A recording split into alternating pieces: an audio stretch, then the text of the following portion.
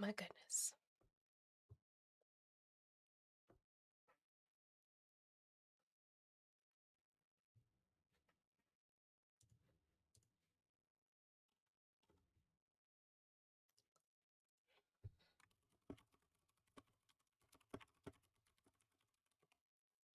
Trying to find.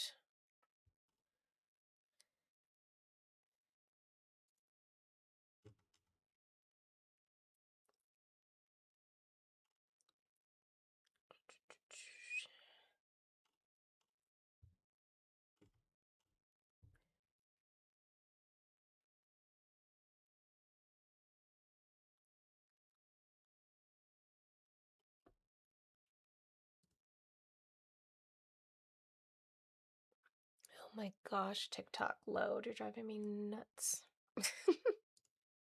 Okay. Uh,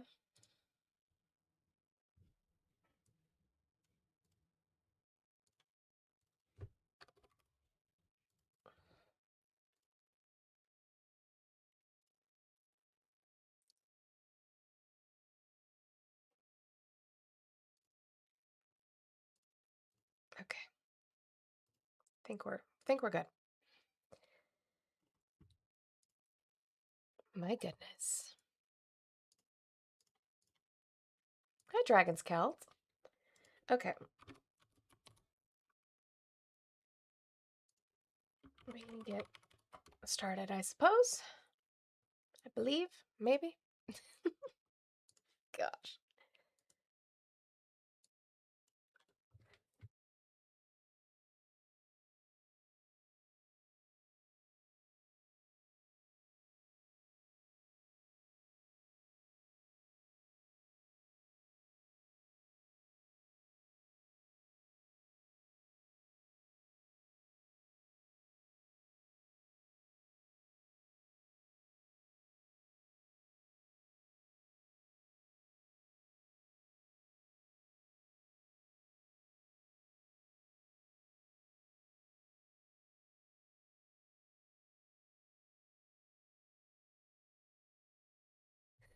Not you using that already, Juicy Juice? Hello. um,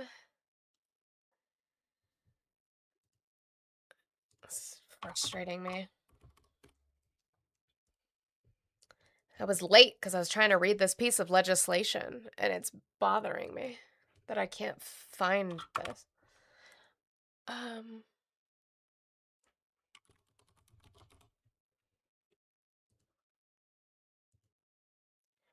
Good morning, Erica Vixen. Hello again. Thank you so much for the $5 super chat. Hello, it is, what's it? It's Wednesday. Hello. Okay.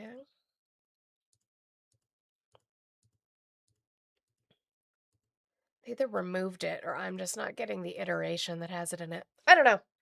Trying to read this damn piece of legislation and I'm not finding where it's in there.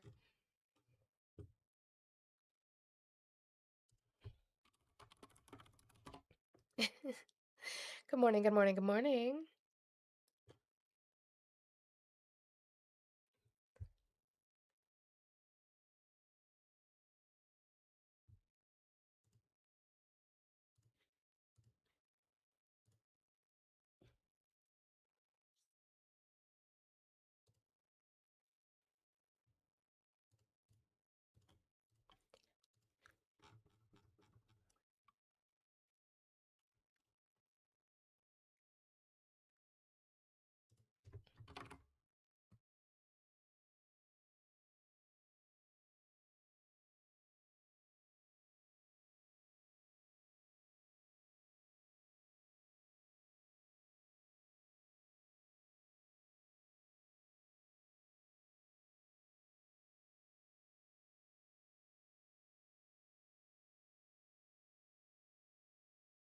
Okay.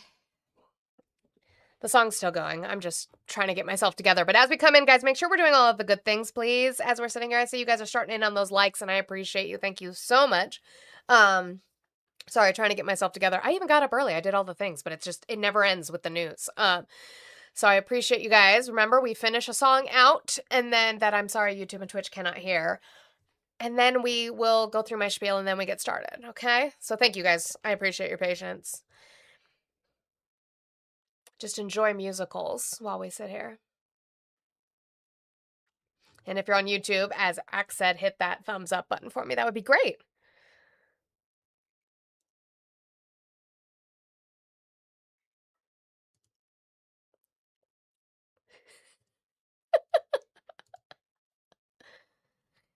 God, he's dumb. Okay.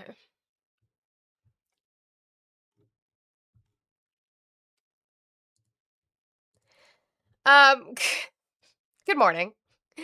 Good morning to everybody. Sorry, I need to add this in here because that's what I'm gonna. Well, I'm not gonna start with that, but that's good.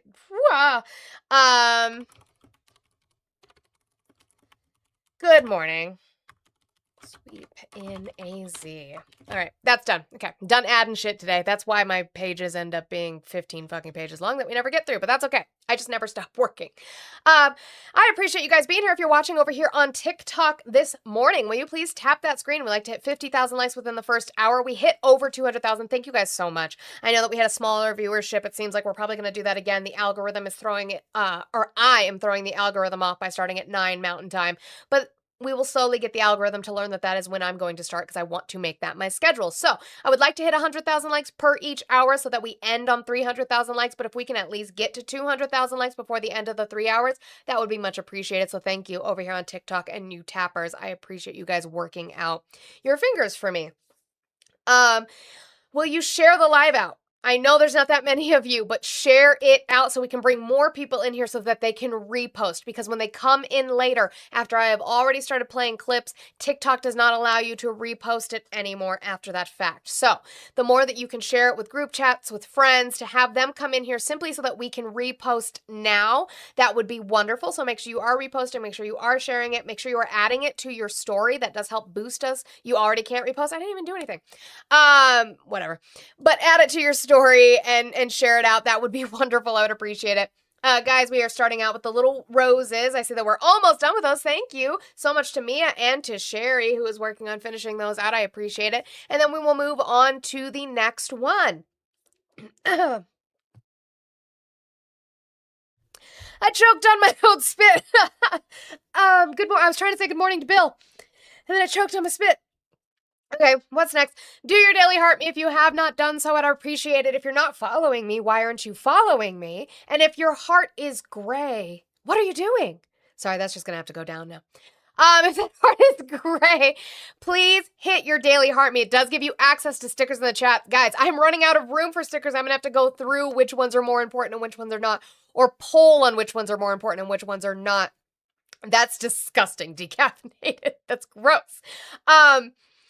But we did add the Just Monte Clues sticker with my calculator because of me and doing math, so I appreciate that. If you guys do your daily heart me, you get access to that over here.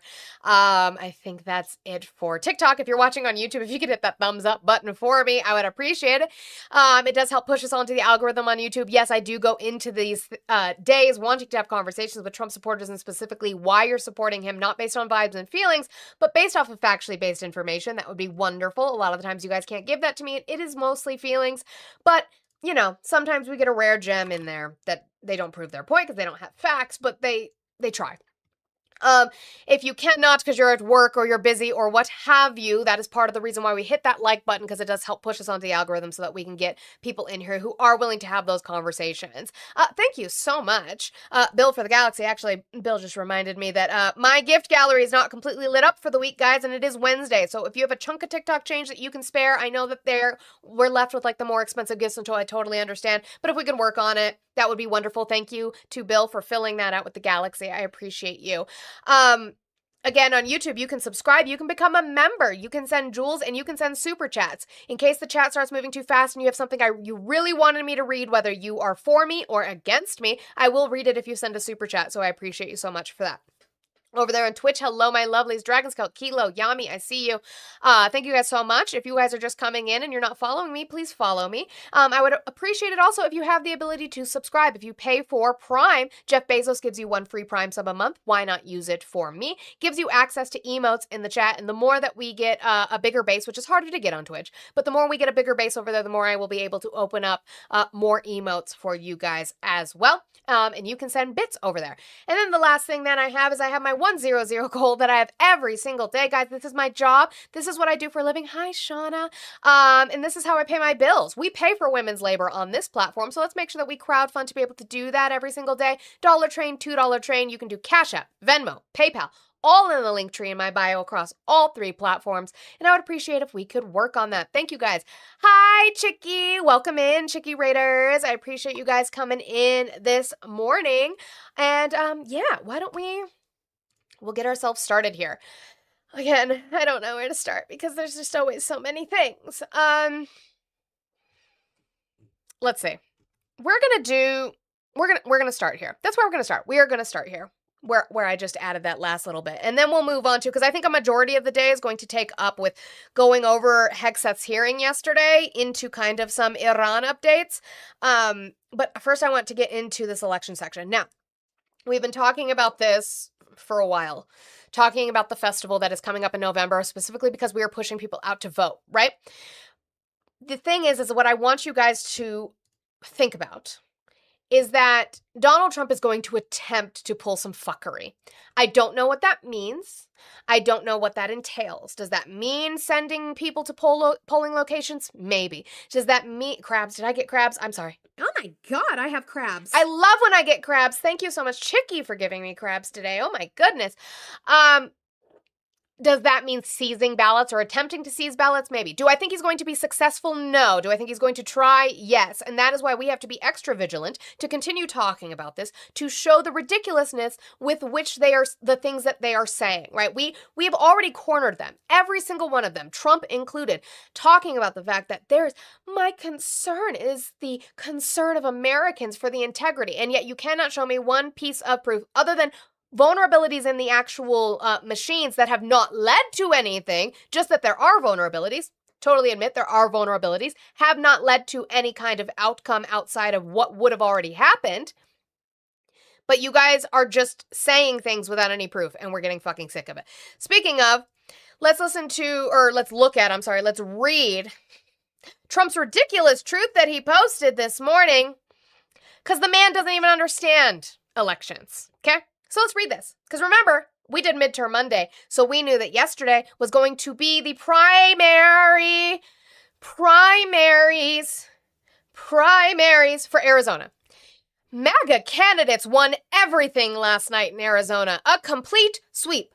I won Arizona 18 months ago. The Democrats are dumbfounded. After decades, Arizona is becoming a Republican state. Congratulations to all, President Donald J. Trump. So MAGA. MAGA. What's a primary?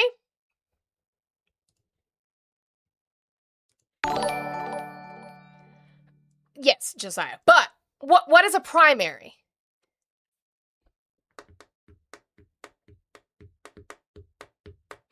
Because primaries, if you don't know, primaries decide who's going to run in November. So you're telling me, wait, maybe it's a secret.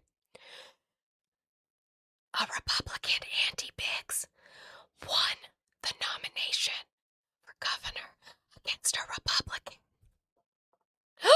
You know who else won? Here, let's do this.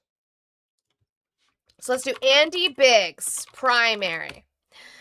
Andy Biggs wins Republican nomination to challenge Democrat Katie. Oh, so Republicans won big to go to a vote in November. You're telling me Republicans won a Republican race. Color me shocked. What? Can you guys please critique this man for the possible, I'm not a doctor, but maybe possibly dementia? Can we please? Like, what are you talking about? The Democrats are dumbfounded. Katie Hobbs won her primary race. I guess Democrats sweeped everything in Arizona last night. That's not how that works. It's a primary. Of course, a Republican won against a Republican because you have to choose one to run in November. Like, he's an absolute not smart person. I'm going to try to be nice. So then let's pivot. Now, I just had to make fun of him for that and make fun of you for the fact that you support that idiocy. Yeah, exactly, Shauna. Like, okay. So let's pivot back. Remember Trump's speech? I played it live, and then we went over literally all the documents. They are still here on my brother's computer. Much to the dismay, I'm sure, of him. He doesn't care.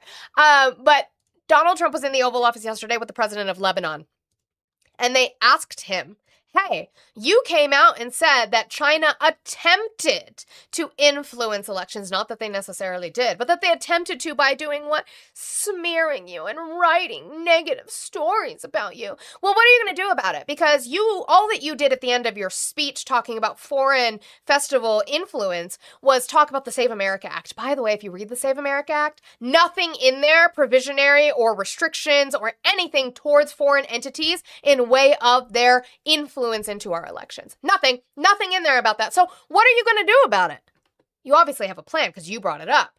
Meet, and until they're ready to meet in a meaningful way, we have no interest in even.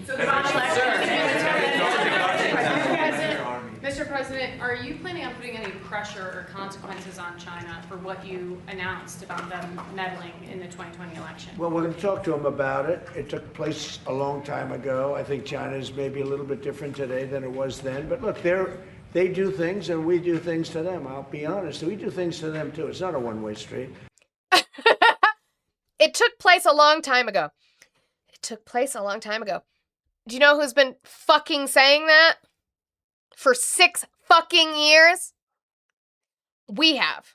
Yeah, also, kinky. We do stuff to them, they do stuff to us. China is different than they were then. Did they have a change in leadership that I missed? Does China have a new leader? Did I miss that? I might have. I'll be honest. Did I miss that? Oh, woo. Did I miss that somewhere? I don't think so, but maybe. But we do stuff to them, they do stuff to us. Still, Winnie the Pooh is insane. Announced about them meddling in the 2020 election. Well, we're going to talk to them about it. It took place a long time ago. I think China is maybe a little bit different today than it was then. But look, they do things and we do things to them. I'll be honest. We do. By the way, I know we're all making jokes about it being kinky and what we're doing tit for tat, but did he just admit that the United States influences and interferes with China's festivals? Is that what he just said? Is that what he's saying? If your claim, based off of your speech, was that China does these things to us and attempts to influence our elections, are we doing that to them? Was that an admission of that? Yes, absolutely, it was. Things to them too. It's not a one-way street, but we'll be talking to them. Yeah. Mr. President, sir. I'm going to give them a stern talking to. Something that doesn't get talked about a lot, but And then they move on. I hate when they add that random 3 seconds for no reason for a new question we're not going to get the answer to. That really drives me crazy. So then they asked Marco Rubio. They were like, hey, you guys have talked a lot about your anti-communist language, which, by the way, again, I will ask for the second day in a row. Republicans, do you have a policy outside of fear-mongering and McCarthyism? No? Okay. Hi, Monster. So they asked Rubio, hey, you guys have all this anti-communist rhetoric. What are you doing against the biggest communist party in the world, China, who you've also said have influenced, allegedly, our festivals?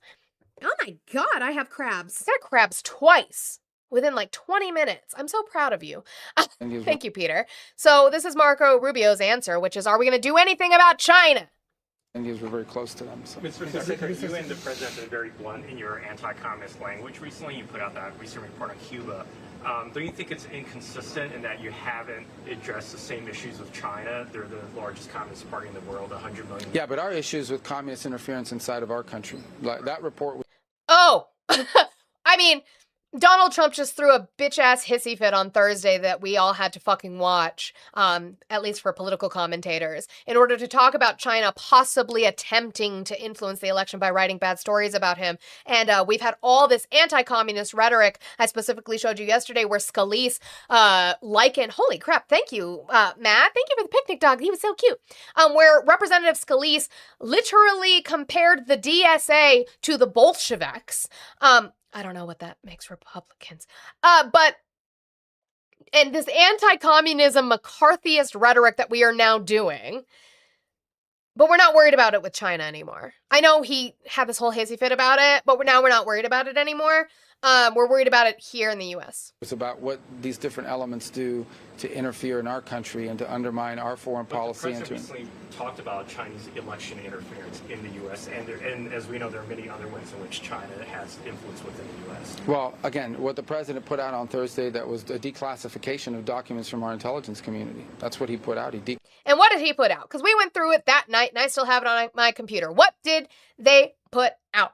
They put out that China accessed public voter roll records. Records you could get access to if you want to. Classified intelligence assessments from our intelligence community. But your question was about... No, Ted Offense. No, they did not prove that. They didn't say that China hacked the voter rolls and was issuing fake IDs. They said that they got access to the voter rolls. Can you show me which document? I've been waiting for this since Thursday. Can you show me which document, Ted Offense? Which one? Because I have all of them on a zip drive. You won't be able to see them, but I will pull them up here on the in the computer. This PC, local disk drive, China acquisition and exploitation. Can you tell me which document, what the name of the document is? You'll look for it? Okay, thank you. I appreciate that. Says that they issued fake IDs. Communist influence. Yeah, the United States doesn't... In order to vote? Also, I don't know exactly what the claim is, but sure. Want to be a communist country. We're never going to be a communist country, and we're not going to allow communist influences to undermine our politics or our society. So I don't know what the inconsistency you're referring to is. It's very clear. Obviously we understand the Chinese system and other systems, but I can tell you our system doesn't want communism, and we're certainly not going to allow communist efforts to undermine American society and drive wedges into our country, and that's what we're seeing. Are we? Or are you doing that by pretending to call people in the Democratic Party communists so that you can push the divide, so that your voters who are not very intelligent will do the things, vote the way you want, say the things you want? Maybe that. So I just want to give a reminder. I played this when it came out originally. I take a shot every time he says communism. No, thank you. Chip Roy had come out when they first decided they were going to try to do the Save America Act, remember? And everybody was saying how this is a voter suppression bill. The hoops that married women will possibly have to go through is going to be difficult. And you all yelled and said, oh, well, no, then when you guys have no faith in women. Well, I will remind you, because I played it before, but I will remind you again, where Chip Roy in a video with his...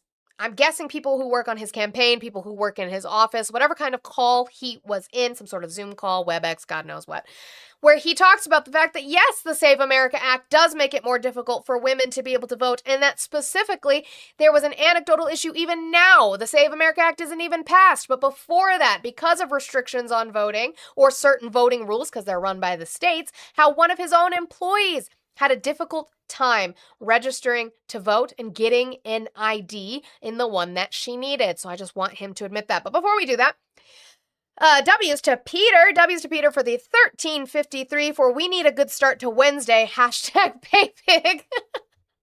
I love when you call yourself that, and it's not insulting. I just love it. It makes me laugh every time I see it, because that is what they call the people who pay me. So, little jokey joke. But W's to Peter, that gives us our favorite number in the chat, which we have 2 stickers for now. We have the Seashells by the Seashore Case sticker, and then we also have just Monty Clues with her calculator attempting to do math to get to the 8647 that we love here in this community. So W, Peter, thank you so much. Here is Chip Roy talking about how he wants to downplay the effect of the Save America Act on women being able to get IDs to register to vote. The SAVE Act is obviously critically important. The problem we have is we've got some folks out there that are trying to stir the pot on this allegation that it somehow is a barrier for married women to be able to vote because they've, got to deal with getting IDs with name changes and all those things. Although, frankly, I'm trying not to elevate the issue too much. My chief of staff had to go get a new ID in Virginia. Virginia's adopted the Real ID system. So she had to go through a bunch of hoops. She's going to have to go back to the DMV twice because they want the paperwork for it. That's just part of the issue with how we try to set up the ability to identify people. But there's no barriers at all to married women being able to vote. There's no barriers at all except for this example I gave of my chief of staff currently, not even under the iteration of the Save America Act, but currently with the laws in Virginia that because they adopted Real ID, which again was put into Congress, all states were meant to adopt it within a certain amount of time and they have failed to do so. But however, she's going to have to go to the DMV twice to prove her identity to even just get her ID, let alone register to vote. But I don't want to talk about that because they're going to hound me on it. Guess what? I'm going to hound you on it. So I just wanted to remind you all of that particularly. I think we needed to remember that. W's to Shauna. Thank you so much. Can I get W's to Shauna for the $10? You pointed at me and then said love, and I appreciate you. I'm guessing that means you love me, and I love you too, Shauna. You are so wonderful, and please continue to yell at these people when they are not tapping. In Erica and Hector's chat specifically, I do not understand. Why the fingers don't be going. I be sitting there and I use my thumb. I don't know what, I can't, and I also can't do math. We know this about me. But W's, thank you, Shauna. Okay, so let's talk about, I'm actually surprised that I haven't seen it in the chat yet. So I know, I'm not calling you out. Ted Offense, I know, is looking for the document. I've been trying to scroll to make sure I haven't missed it, and I'm sure my mods, if they catch it, they will also send it to me in the mod chat if they find it. I haven't seen anybody bringing it up yet, which is good. That's fine. I will bring it up. Yes, I use my because I have a pop socket. Let's do this. I have a pop socket. So I hold my phone like this. Okay? And so I tap with my thumb. I tap very, very fast with my thumb, though. I'm very talented with my thumb. So let me get this. Let me find an article. I didn't have an article on it. Not voting, registered. I'm trying to find an article that's kind of local. Okay, let's do this ABC News one. That'll be the one we do. New Jersey accidentally registered 6,600 non-citizen to vote years ago, governor says. Okay? So let's talk about this because we're going to be honest. You guys aren't honest, but we will be honest. About 6,600 people in New Jersey who said they were not U.S. citizens had been incorrectly registered to vote due to a technical error during the previous gubernatorial administration. Governor Mikey Sherrill, who took office this year, said Tuesday. So it was the previous admin. It was not Mikey's administration, okay? Which, by the way, she was a flipped seat, so it would have been a Republican administration, if I remember correctly. But again, it wasn't even their fault. So this is not red versus blue. This was not their fault. It was a technical error in regards to the registration system. But let's talk about it, because let's be honest, let's talk about it. She added that fewer than 400 were found to have actually voted and that the state is taking action to remove them from its voter rolls. Was it Democratic? I thought that was a flipped seat. Was that not a flipped seat? I thought Mikey's was a flipped seat. I could be wrong. I just want to check. Well, that's not going to help me. I don't want to go all the way back there. That's not what... No. Hello? Let's do this one. You're probably right. I just want to double check. Sorry. I do this and it's annoying. Okay, yeah. So Phil Murphy was a Democrat. So I thought she flipped the seat. She did not. Chris Christie. Phil Murphy was a Democrat. So it was not a flip seat. So it was still, but even again, it does not matter. It wouldn't have mattered, like I said, if it was a Republican. It's not. It was a Democrat. Phil Murphy. You are correct. But it doesn't matter because it was a technical error. But let's see what they are doing to be transparent and honest about it. Let's go through that. The admission came less than a week after Department of Homeland Security Secretary Markwayne Mullin sent letters to New Jersey and 3 other states alleging that those states might have tens of thousands of non-citizens registered to vote, although Mullin did not explain how precisely DHS got those numbers. I don't know that it really matters maybe, depending on constitutional violations. Mullen and DHS had alleged that New Jersey could have as many as 35,152 non-citizens registered to vote in New Jersey.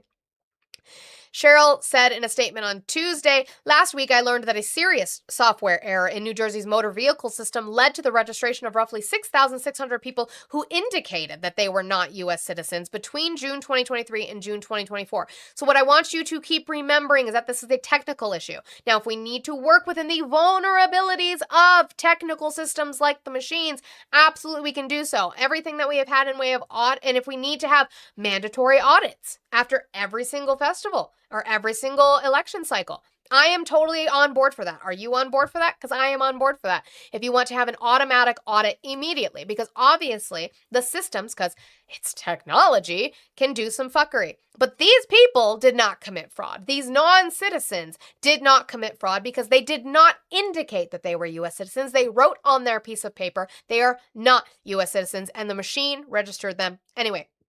Almost 3 years prior to my taking office.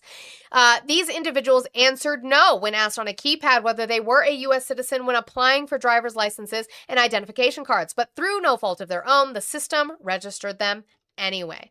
The governor's statement said that the state's preliminary analysis found that less than 400 people were erroneously registered to vote, had voted in elections. So of the 6,600 they found to be registered, 400 had voted, and were not tied to just one party. They were registered as Democrats, Republicans, or unaffiliated voters. So they just that machine threw them willy-nilly. And then they voted accordingly, even though they weren't allowed to vote. And they should be prosecuted for that because they're not allowed to vote and they know they're not allowed to vote.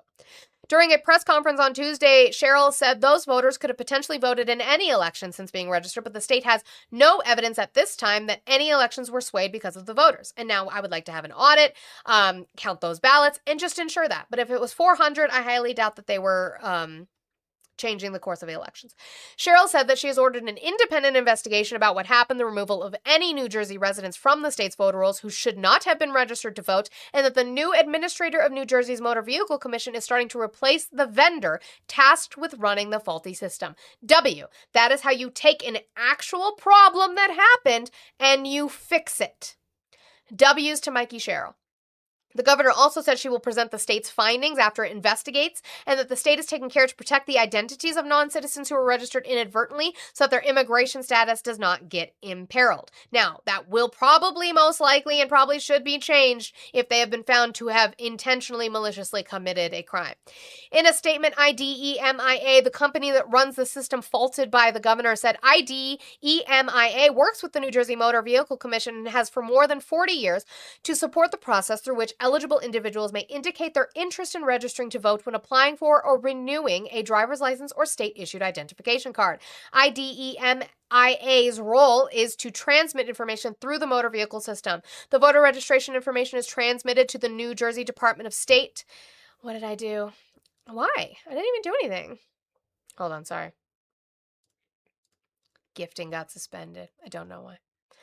The voter registration information is transmitted to the New Jersey Department of State Division of Elections, which is ultimately responsible for verifying eligibility to vote.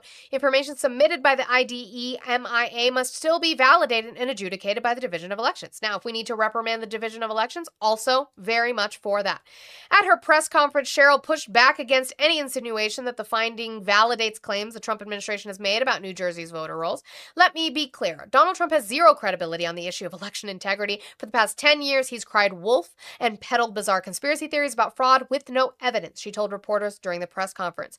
Cheryl also briefly referenced the DHS letter saying that the number of alleged non-citizen voters appears to be unrelated to the number of non-citizen voters New Jersey uncovered. She confirmed New Jersey received the DHS letter, but said the state asked the administration for any evidence of there being that many non-citizen voters and has not gotten anything back yet. Meanwhile, the Department of Justice said Tuesday that it is investigating the matter.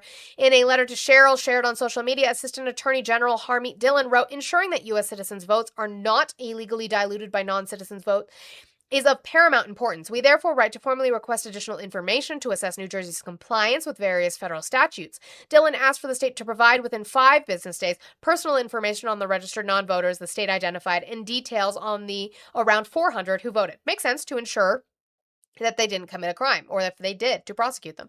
The White House said Tuesday's announcements from Cheryl bolsters the need for Congress to pass the president's signature Save America Act, which would significantly retool the administration of American elections. Democrats and their media allies have repeatedly said it's impossible for non-citizens to register to vote. I would like to see that. This is coming from, I'll read the whole thing. Democrats and their media allies have repeatedly said it is impossible for non-citizens to register to vote, let alone cast a ballot. White House spokesperson Abigail Jackson said in a statement, find me one Democrat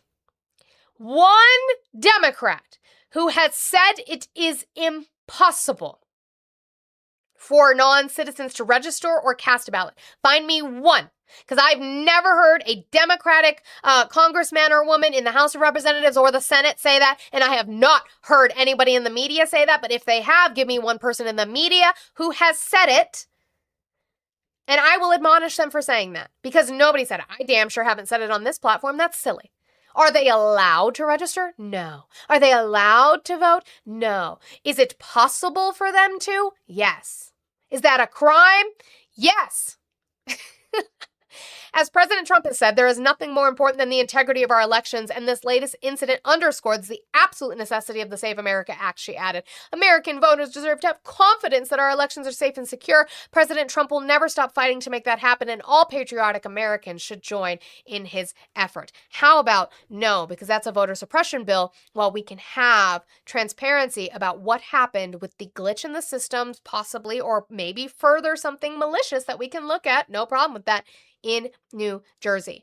I'm not good at math, so I was going to ask somebody smarter than me, but as we know, there's a man on Twitter by the name of Aaron Reichlin Melnick. I see him a lot on Twitter. What he says is that this confirms what I wrote in 2024. In the very rare cases of non-citizen, I'll show you. It's a tweet, but again, I'm not taking it as evidence. I'm asking if the math would be correct on this. I don't know. In the very rare cases of non-citizen voting, the most common scenario is a lawfully present immigrant wrongfully told they can vote by a local official. So that would be his opinion that he wrote in 2024. I would like to see statistical proof for that. I will ask him for that the same way I ask anybody. If the 400 number is right, that's 0.009% of the 2024 vote in New Jersey. Still very rare. Don't know what the math is on that, but I would ask. David, you said 87% of Americans want voter ID. Your dumbass, what did you say? Your dumbass Democrat Party don't, and for very whatever, I can't read the rest of the fucking chat keeps moving and moving you. Yes, we have brought that poll up.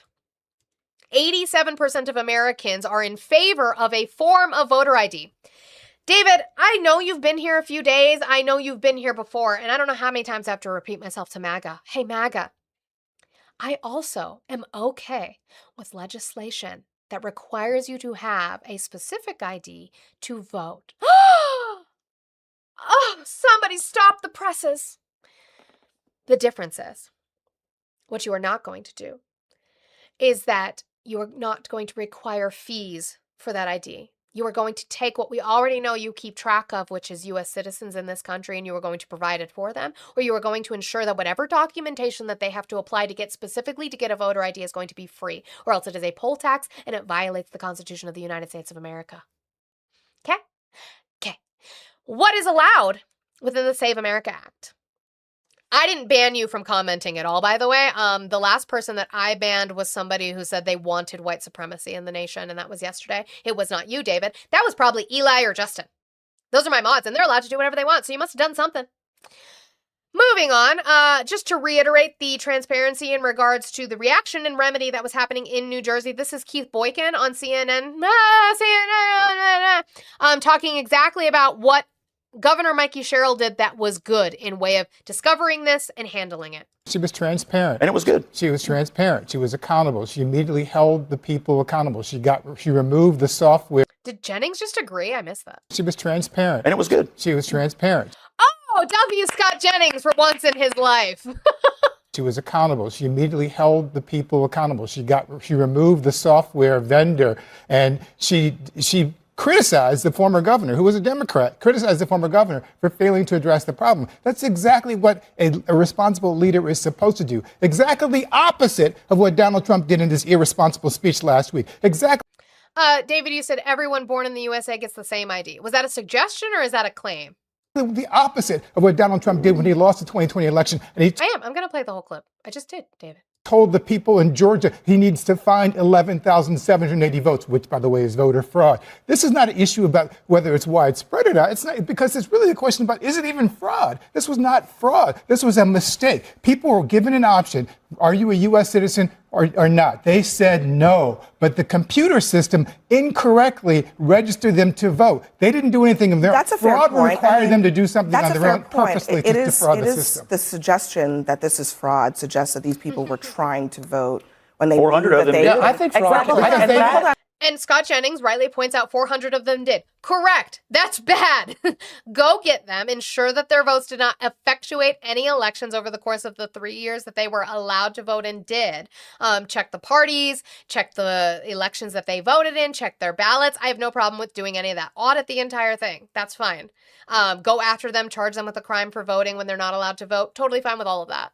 They were, But let's they were be honest. I registered by mean, the Okay? Totally fine with all of that. Absolutely fine with that. Again, I don't think you guys have read the Save America Act. What kind of ID is allowed for voting under the Save America Act? You guys know? But this was Mike Johnson.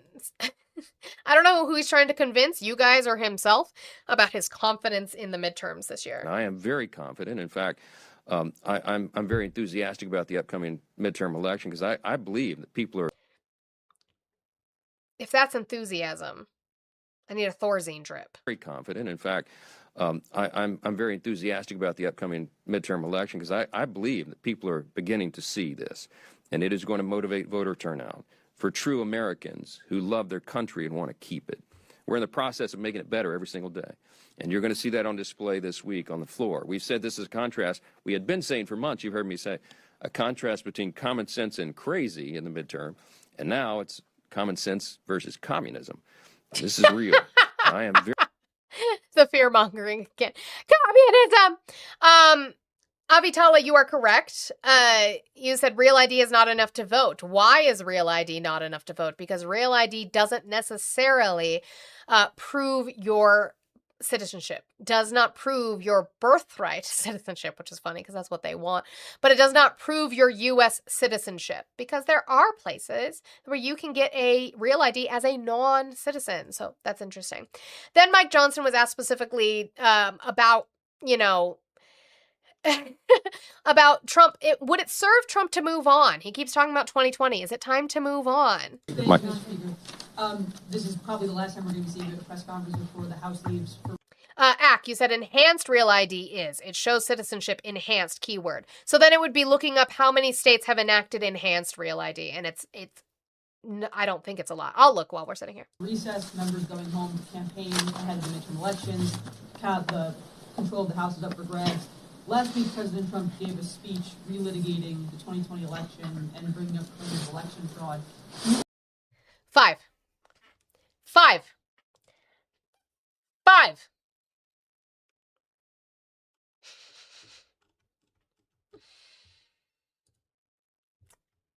I'm going to show it just so you guys know where I got it. This is the Secretary Mark Wayne Babyback Bitch McMullen's Homeland Security website. EDL's enhanced driver's licenses, which are going to be your Real IDs, are available in the following states: Michigan, Minnesota, New York, Vermont, Washington. Yep. Save America Act.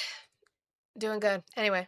I think it would serve your most vulnerable members, the majority makers, well, if President Trump stopped relitigating the 2020 election and moved on from that once and for all. Well, I didn't hear him in that address say he wasn't relitigating the 2020 election. What he did was, I got a couple notes here about some of the things that he announced. 280,000 non-citizens have been found to be on voter rolls in America. I mean, if that doesn't cry for the passage of the Save America Act into law, I don't know what does. He didn't give us the source of that, though. That was the one thing that I did not like when we looked at that information, is there was not source material for where they got that information from. right? That was, nope, not that one. Where'd they get this from? They said the save system. Where? From where? No? Okay. 80,000 non-citizens did was, I got a couple notes here, but some of the things that he announced 280,000 non-citizens have been found to be on voter rolls in America. I mean, if that doesn't cry for the passage of the Save America Act, No, that cries for a reform within our registration system, sure, but that's not what the Save America Act does. And yeah, and the math doesn't make any sense. Even disagrees with the Heritage Foundation. Where are you getting this from? law, I don't know what does. He announced that foreign adversaries have compromised American election data and that our election system is vulnerable to threats. I mean, that should concern every American. And Donald Trump said, we're not doing anything about it. I just played that clip. Donald Trump said, we're not going to do anything about that. No, they did. Right. Did they vote or were they just registered? Which we can fix that issue. But did they vote? Did they vote? Citizen, this isn't about relitigating. To register to vote, you need proof of citizenship. Then you only need a job ID. You already need to prove your citizenship to register now. So what's the Save America Act giving us, David? Also, Tedefense never showed back up. I'm still waiting. In 2020, this is about making sure that people have faith in our election system. If you do not have a free and fair election, it's very difficult to maintain a constitutional republic, a government of, by, and for the people. Oh, yeah. Yeah, I would like to hear Mitch McConnell's opinion on this. That would be nice. Where is he? I mean, this is basic stuff. The president was... David, you register once! Okay? Okay? The Save America Act wants to purge voter rolls so that you have to re-register and re-register in person and no more online registration. How do you feel about that? highlighting that some of the fine. When you vote, you show ID. No, you don't have to because you already registered to vote. And they match that to the records that you had when you registered to vote with your address and your signature. These are alarming. I mean, a lot of the Democrats who ran around breathlessly for years saying that Russia was intervening in our elections, you would think they'd be the first to step up and say, yeah, let's go investigate this and clean up voter rolls. I mean, that is part of our message on the campaign trails. We want to make sure that the states, all the states, including blue states, are doing their dead level best to ensure that federal law is complied with. What is federal law? To vote in a U.S. election, you have to be an American citizen. That's a simple thing. That's already the law. It's not being enforced in some of these states. Reread what, David? Which part? Where? I'll pull it up. I have no problem doing that. That's why Save America Act is so important. And we want to make sure that we don't have deceased persons on the voter roll. We want to make sure that in states where they're doing ballot harvesting, they're not just rounding these things up haphazardly. Now, what is ballot harvesting? Because they keep saying this word and it sounds really bad, and I just want everybody to kind of understand it. So can we talk about it while there's a little bit of a delay? Go ahead and tell me what ballot harvesting is. I'm going to press play on something and then I'm going to have to mute it, and I apologize that you're going to hear it. I'm really trying to keep track of the votes with the House of Representatives today, so I apologize for the noise. Okay, I think I was able to do it. And then I have to read this as well. Okay, is that muted? Yes. Okay, which I'll probably get clips from it later, not be able to actively watch it, but it's on here for me. W's. Can I get huge W's to Oh Me, Oh My for the 2647? Said, I wonder if he'll leak what kind of porn his son watches since he knows. It is weird that him and his son have an app that tracks each other's internet search history. That's not the person. Like, I get it. Listen, I work out. I understand what accountability coaches are. I don't know that I would want my father or my son, vice versa, to be my accountability coach. I don't know that I would want that. Every country has it. Stop acting like a silly goose. David, that's not what I asked. The Save America Act. Yes, which part of it? Which part of the Save America Act would you like me to reread? That the exact number of ballots that are printed go to the exact number of voters who... Did anybody tell me what ballot harvesting was? That's what you were supposed to do. What's ballot harvesting? Nobody? Growing ballots? You water them, you tend them with love. They grow. Anything else? God, the chat starts moving too fast and I can't see. No, nothing. So what they call ballot harvesting is just that certain states, and it's, again, states run their elections, allows you to take in a certain amount per household, right? Depending on the state. You're allowed to take 4 ballots per household, 8 ballots per household, whatever. As one individual, you are allowed to drop off into the drop box a certain amount. That's going to be different in comparison to each state, but they use the word harvesting because it sounds nefarious and it sounds malicious so that you get scared and again fearmonger you into this idea. As somebody who lives, okay, in a 5 adult person household, each person here receives a ballot from the Colorado election office, okay? They all vote individually. We all vote individually. We discuss our voting. We don't necessarily say how we vote. Me and my husband actually even vote different on local ordinances for taxes. Did you know that? Me and my husband vote differently on local ordinances for taxes here in Colorado. And then we seal up our ballot and then we sign it. A lot of times it sits on a table for way too fucking long. And then before election day, it's usually like a few days before election day, we go and we drop it off to our local election office or our local drop box. All 5 of them. We're allowed to do that. That's not a harvest. That is 5 individual votes going into a ballot box. I don't think you guys understand that they're just trying to fearmonger to you. That's it. You cannot show me proof where that has been a bad thing. The only places Democrats win elections is where you don't need voter ID. What states have voter ID? Or are you just talking about IDs in general? Registered in these districts and not extra persons. This is what makes people doubt the veracity of our elections. So there's nothing, in my mind, there's almost nothing more important than this. And that's what the president is articulating. And he is showing you the receipts. He's showing you the evidence. Prove me wrong.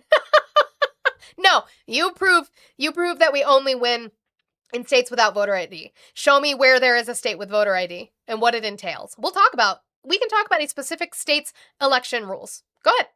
Of things that have been found in these investigations, I think that does alarm a lot of the American people, and we'll continue to hammer that. Thank you all so much. See you soon. You said senior citizen homes should continue to harvest ballots. Right. They also ballot harvest. If you work for a residential facility for the elderly or any kind of nursing home, you are also ballot harvesting because they're not individually dropping off their ballots. It's getting picked up by the post office, right? Okay. So Lisa Murkowski is a Republican from Alaska, and she has said she does not support the voter ID. So I'm going to read just this initial part. She did an entire opinion piece on the Wall Street Journal, but I'm going to point out one specific piece that people are missing. Again, a Republican, Lisa Murkowski from Alaska. But she said, I support voter ID and believe that only U.S. citizens should vote in our elections. Me and her agree there. But the Save America Act goes beyond that and provides no time for proper implementation. Also that you do not have time or funds in the act itself to implement this before November. It would ultimately disenfranchise some Americans in rural communities, so I oppose it. Now, other Republicans are ripping her to shreds for this. I did not go through this article, but we had someone, which is perfectly fine, get a piece from it specifically. This is Lisa Murkowski's words in that opinion article about why she is voting against the Save America Act continually. Say you are an 18-year-old living in Savunga, on a remote island in the Bering Sea, who wants to register to vote for the first time. If the Save America Act passed, your only option would be to buy a ticket on Bering Air to Nome, which runs about $780 round trip. A night at the Aurora Inn would be more than $300. So not counting food and local transportation, it would cost more than $1,000 just to register to vote, and that's in the hopes that you have all the proper documentation in accordance with the Save America Act. You see, David, I would like to see the page where I am wrong, where they are trying to get rid of online registering to vote to force you to have to register at your local election office, which for some people in rural areas or goddamn Alaska takes a plane ride or a 5-hour road trip to do. That's not voter suppression? Sounds pretty voter suppression-y to me. But David, in the words of you, prove me wrong. So we had former National Security Advisor H.R. McMaster in front of Congress, and he was speaking with Mr. Gottheimer, speaking about the integrity of our elections and how our elections are safe and secure. We have seen that with audits and internal reporting because of things like CSAP, right? Which, by the way, Donald Trump's administration attempted to refund. It's Gottheimer. Here, you want to see it? Gottheimer. Gottheimer. Gottheimer. So, Mr. Gottheimer, but he's talking to, again, former National Security Advisor H.R. McMaster. And McMaster points out that although our elections are safe and secure, we could always do better, but they're safe and secure. The issue is that you have people within Congress and you have people within the administration that are saying it's not. And they are the ones degrading the confidence in elections. They are the ones degrading the integrity. And they are playing right into the hands of the adversaries. So we're going to talk about that. W's to ACK for the $5 super chat. You said there's not going to be enough time. There's really not going to be enough time. Congress goes on vacation until August 31st on Friday. Yes, I do know that. We talked about it yesterday a little bit. They're going on break again. They work so hard. That's why I'm paying attention to their votes. And we'll talk about it, a very specific piece. That's why I was a little late and confused because of a piece of legislation that I was trying to look through today. So I'm going to have to catch clips on their meeting from C-SPAN. Gentleman McMaster, I looked through your written Gottheimer is fine. I actually was reacting to McMaster. Oh, I'm sorry. You'll see his sign too. testimony. I didn't find what you said about election doubt, but you said some pretty powerful things. Give me another minute or so. What's happening? Who's behind it? And should Americans trust in their electoral process? Yes, first of all, yes, Americans should trust in the electoral process. Certainly there are improvements that can be made, and I think in the face of these kind of attacks to reduce our confidence in the outcome of elections, we should do everything we can to make elections more transparent and more secure while guaranteeing access to all qualified voters. I think there has to be some movement forward to make it more transparent, whether it's IDs, whatever it is. I mean, I know that Congress is working on this. To your point, really, what our adversaries want is they want Americans to doubt the legitimacy of the result. And what happens too often, whether it's the president or whether it's certain members of Congress, of both political parties, when they raise doubts about elections, they're actually doing the bidding of our adversaries. This happened about the 2016 election. We know what happened on January 6th of 2021. We see these current statements by the president. But I think anytime a political leader compromises confidence in our democratic processes to score partisan points, I think that they're actually aiding and abetting our adversaries who want to reduce that confidence. So I think it's incumbent, I think, on all of us to be more transparent and more secure with our elections, but also hold one another accountable if somebody is trying to raise doubts about the legitimacy of our elections to score partisan points or gain advantage. So what he's saying is that is playing right into any enemy's hands by allowing doubt within our system. Okay? I want to find that page that he brought up. Thank you for calling the stream. Can I get your age, state, and who you voted for?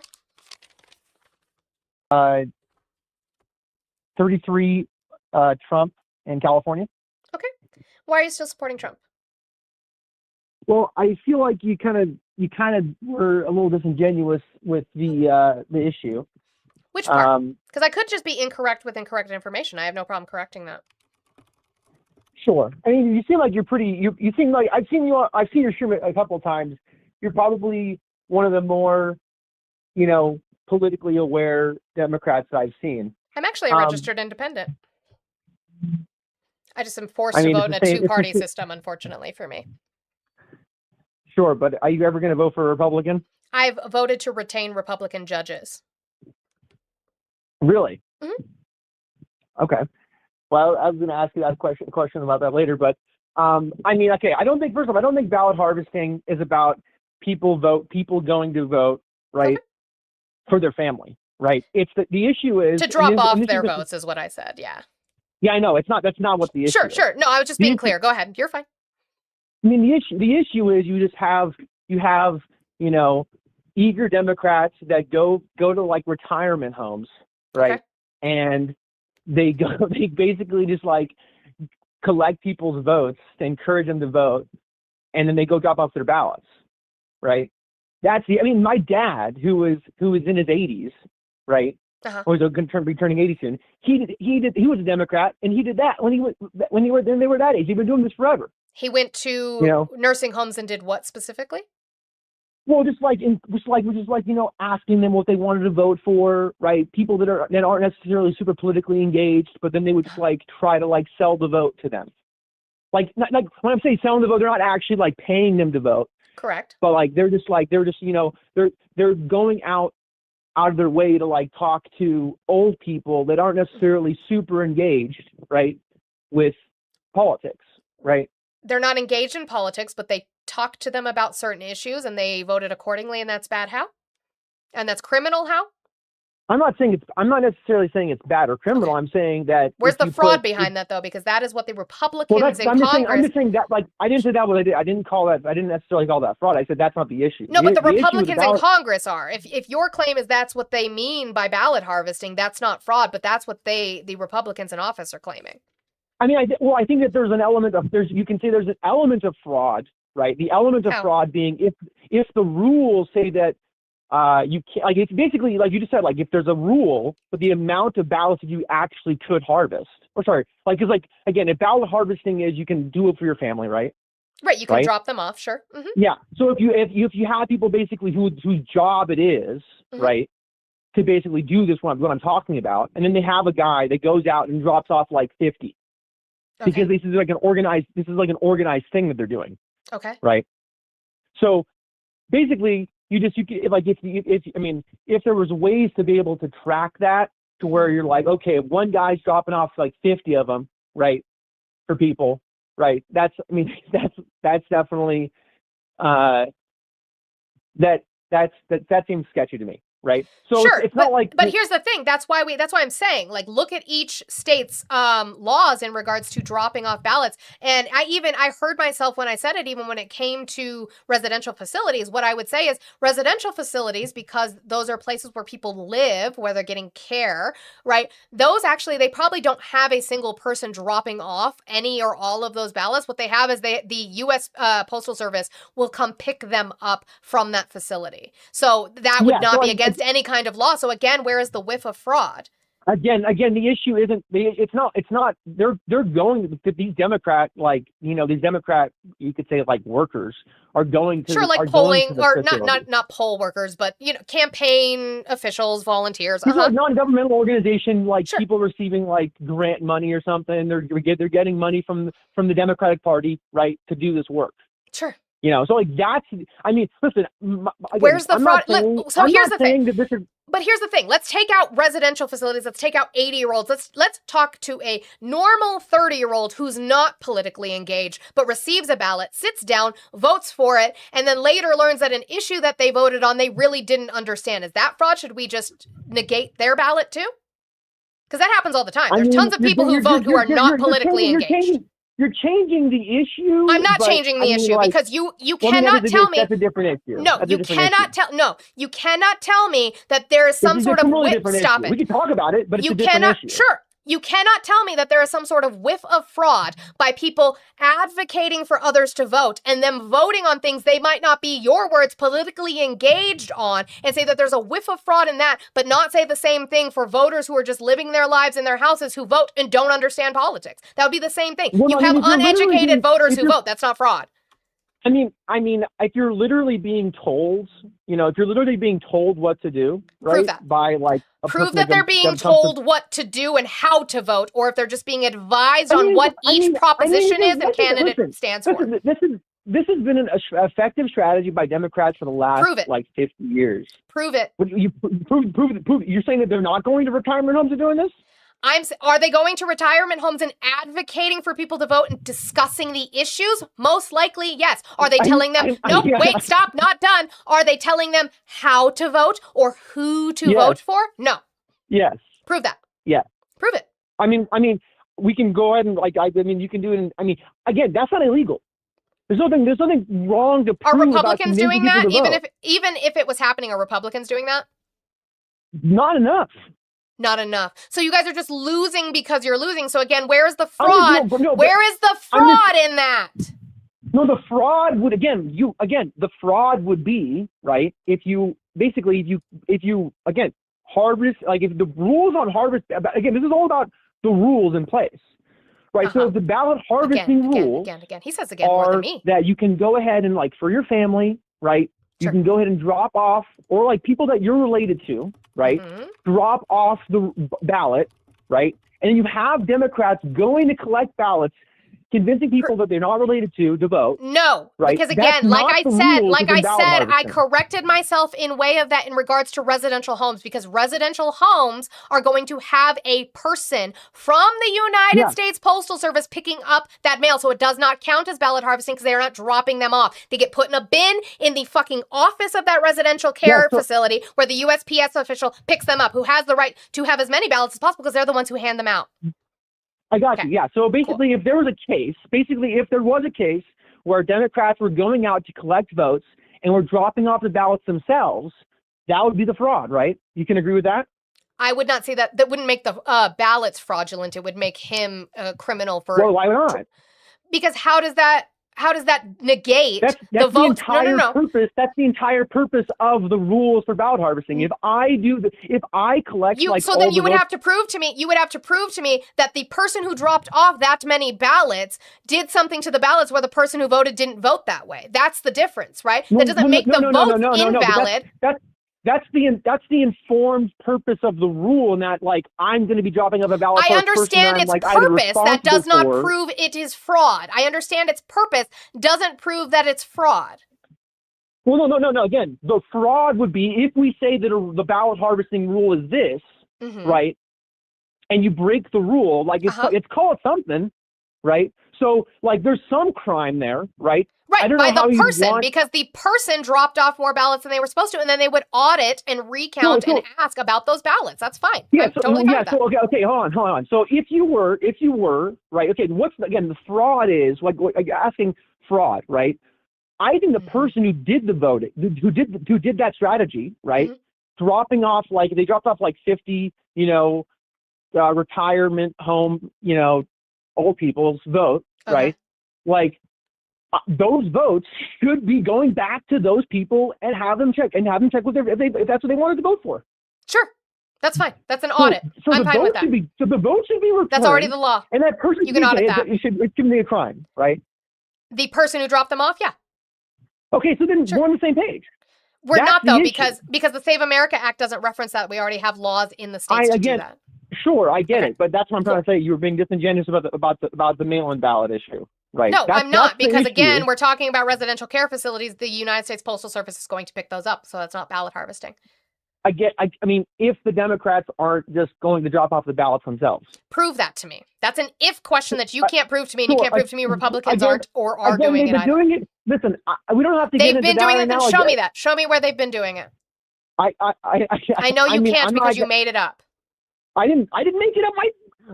Listen, my dad's a Republican. I don't care. My dad's dead. Wow, I'm glad we exchanged stories about our dad. My dad's dead. Wow, I'm glad we exchanged stories about our dads. Can you show me where Democrats are doing this? Show me an example. I mean, where Democrats are doing worse. That's a pivot. Can you show me where a Democrat has been dropping off ballots from a residential facility? If Democrats are literally paying paying for votes. No, they're not. Elon Musk is in Wisconsin. Elon Musk is in Wisconsin, though. Well, he's paying them to go to vote, not paying them to vote a certain way. Really? Does that not? Ooh, is that legal? Is that legal? To pay people to vote? There's definitely got to be a line there that he probably looked up. He's got lawyers. And if it is legal, there's a fine associated to it. It is not legal. It is not legal for you to pay people to vote, even if you do not tell them how to vote. It is still illegal to pay people to vote. Was it a lottery? How did he do it? Hey, he was handing out. What was the Wisconsin? Let's look it up. Wisconsin, Elon Musk. That's gonna be the easiest way to do it. I think it was probably a lottery. It wouldn't matter because it's still illegal. Elon Musk likely broke the law by promising voters $1 million payouts, Wisconsin board says. Billionaire Elon Musk likely broke Wisconsin law when he promised to hand out $1 million checks to voters in 2025 state Supreme Court election, a bipartisan panel has found. The Wisconsin Elections Commission last week referred 2 complaints to the Brown County District Attorney's Office, which can choose to bring criminal charges over violating the state law against election bribery. Prosecutors have 40 days to report back to the commission. I mean, listen, if he broke a law, then he should be held accountable I agree. for that. For sure. I agree. Anybody. I don't care who they are. But I mean, I granted, I think that there are ways to go around it, but I'm not saying that's right or wrong. But I mean, I've seen videos. I'm in LA. I've seen videos where Yeah, you watched the Skid Row one. You watched the Skid Row one. You watched the Skid Row one without any fucking proof of anything. There's multiple Skid Row ones. There's dozens of them. With journalism that looks like it was done in my goddamn senior high school fucking AV class. That one. Did you know that you had one woman, not anybody in those Skid Row videos, by the way, but you did have one woman in California who pled guilty, okay, to paying for people to register, and she's going to possibly serve up to 5 years in jail. Good. I'm glad, because she's committing fraud. But that has nothing to do with the actuality of registering people to vote, because where are the ballots going to get sent to in California for those homeless people who don't have addresses? Where are the ballots going to be sent to the homeless people who don't have addresses? No, they're voting right there. No, they're not. No, they're not. No, they're not. No, they're not. I've seen the videos you're talking about. No. They're doing different things. First off, they're doing different things. Can I finish? They're doing different things. They can basically be encouraging them to vote, right? They'd be encouraging them to register to vote, and then making them sign petitions. That's not a crime unless you're paying them. And then making them sign. They're paying them. That's the issue. That's the crime then. Encouraging them to vote is not a crime. Paying them to vote is. Paying them to register is. Show me where they paid them to vote right then and there, and it wasn't registering. Show me. Come on, just tone the temperature down a little bit. You've said a lot of shit without citing any kind of sources. I just know. My daddy said, my mama said life was like a box of chocolates. My daddy said, can you show me where they paid them to vote right then and there? Because they wouldn't have had the capability to do that because they're not in the election office. Calm down a little bit. You're the one freaking the fuck out. I'm waiting for a source. I'm waiting for a source. I'm not freaking out. I'm waiting for a source. So what the issue in these videos that they're claiming, right, is not that they're voting necessarily. Right? Okay. They're not necessarily claiming they're voting, but they're signing petitions. Okay. Right? Uh-huh. So basically, they're paying to be able to sign petitions, which is totally illegal. Yes, getting paid to sign petitions is illegal. I agree. Yeah. Okay. Yeah. So what does that have to do with voting fraud? What does it have to do with voting? You're putting a ballot measure up. You're paying to put a ballot measure up. Are they? That's an issue. That's related to voting. Do you think that when they get caught, that ballot provision that they don't go through the signatures to try to prove and verify their name and address? I mean, I mean, I don't know. I don't think so. I guess I could pull up a ballot petition and write John Smith with the same 123 at Makewood Lane, and I could just write it 1,000 times because they're not going to check, right? No. Okay. I mean, I think they do check. I think that they. I think they're saying so. Those would get caught. Those would get caught, and they would not have enough signatures for that ballot proposition to end up on the ballot. It depends on how it's validated. I don't prove it. Prove it. Do you think that in California they're going to be as? Do you think, guys? When I start community, since I'm not talking to him, community. When I start my show, I'm very, very specific about the information that I say, and I say I don't want to hear common sense, and I don't want to hear you don't think. I want proof. Show me that they were being paid to register or paid to sign petitions that then ended up on the ballot and got passed fraudulently. Well, this is the theory. No, just answer that question or say you can't. Just say you can't and you believe it with your feet. Can I ask you a question? So you can't. Listen, you already acknowledged, right? You already acknowledged that if you want to go vote, right? If you want to do this vote strategy, like if they paid you to vote, they'd have to mail you. If they wanted to mail you the ballot, or you'd have to actually show up. California mails you your ballots if you're registered. Well, I mean, it depends. You can. I mean, that's what they in California. If you are a registered voter, California mails you your ballots. Yeah, that's what I'm saying. So yeah. If you were in California, right? Mm-hmm. You're in California, and they basically you register to vote. If they pay that homeless person to register to vote, right? Mm-hmm. And that person goes to vote, I don't have the issue with them voting, right? I don't have an issue with it. But if they pay them, it's on a petition, right? Uh-huh. Are you aware of the laws? Requirement it's a crime. Prove to me that has happened. Can I finish talking? Prove it to me that no, because you're still going off about don't you think and you don't think. That's a crime. Prosecute it. That's a crime. Prosecute it. That's a crime. Prosecute it. Why are you interrupting me? Because I can. It's my show. I can do whatever the fuck I want. Show me where a ballot measure was put on the ballot from fraudulent votes, please. Hypothetical. hypothetical. I don't want to talk about that then. It's a hypothetical. If I it don't care. occurred, you don't care about a hypothetical if the They should go to jail. If the They should go to jail. well, again, That's the end of the question. How would you catch them? How would you catch them? Because you look at the signatures when you try to verify the signatures for the fucking proposition and you find out that they're fake. And then you ask that person, what did how you do do validate it? to How get do you these validate that? signatures? Do you validate it afterwards or before? Like, what's the validation process? Are you curious at all? Do you know what the validation process is? Yes, they fucking verify the address within the DMV or the local election office. So what if you're saying if you're homeless, you can't, what if you don't have an address? What exactly? So the video that we're talking, one of the videos that we're talking about tells them write down Pinocchio Lane. They're gonna find out that there's no fucking Pinocchio Lane, and that signature is then invalid. Why? Hold on. You think the signature is invalid because an address is wrong? Correct. If they're not matching, then that's not a proper signature. How do you prove that? You think that they're validating addresses exist? Yes, because they're validating them to your DMV registration. Well, no, sure.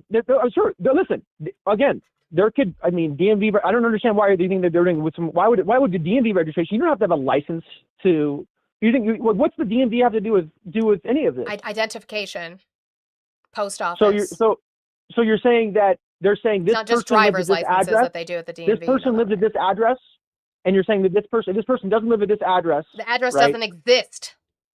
So again, or how do you know the address? They can give you You think addresses 1, that are 2, 3? valid. You think 1, 2, 3 Pinocchio Lane exists? Because that's what the video told them to write down.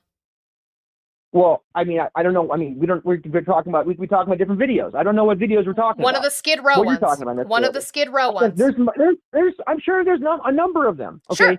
Sure. I didn't hear any one where they're literally recording them saying what address. Allegedly, But one of the people who was trying to get them one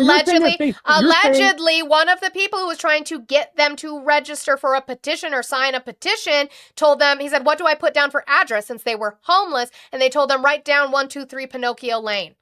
So then the post office, which has your address, would verify it or not verify it. That signature would then not be valid. Yeah, I just don't know.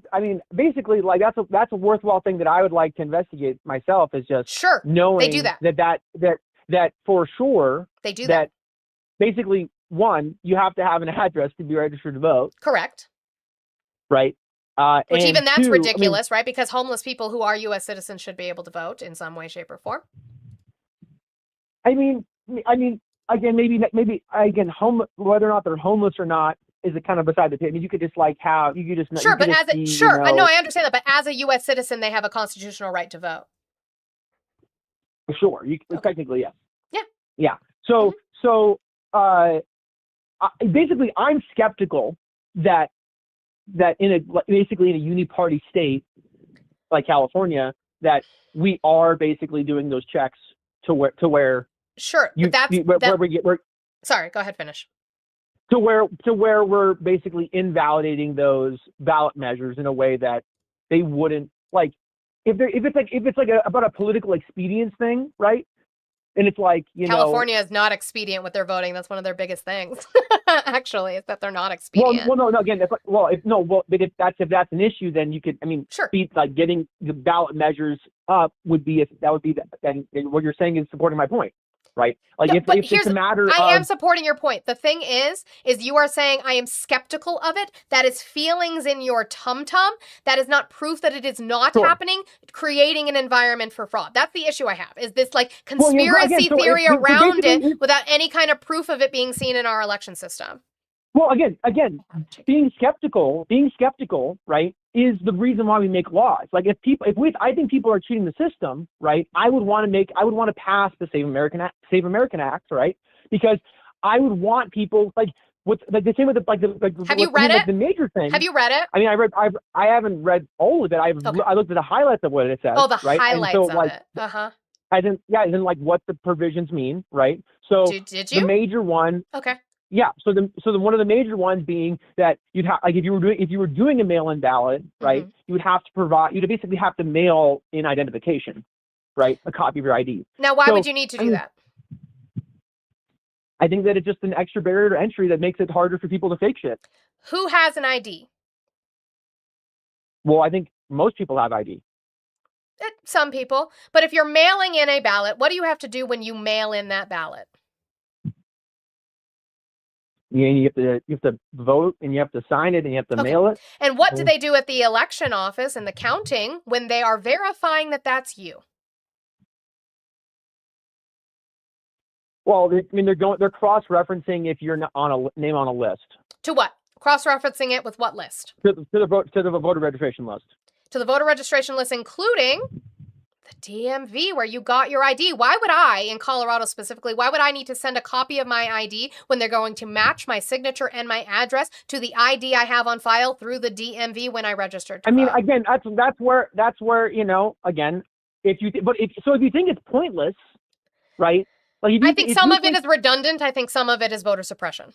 So again, if it's redundant, why would you not want a redundant safe, a They're going to measure remove for mail-in voting? ballots. So where are you seeing the highlight that they are going to have They're you not, they're not send in? removing. They're literally not removing mail-in ballots. They're putting a time on it for federal elections. They're saying on a time limit for federal elections has to be within a certain period of time, right? And they're saying that you have to mail in an ad, you basically along with your mail-in ballot, you have to mail a copy of your registration, mail voter ID. registration. That is registration. Where do they talk about ballots in this 29-page document?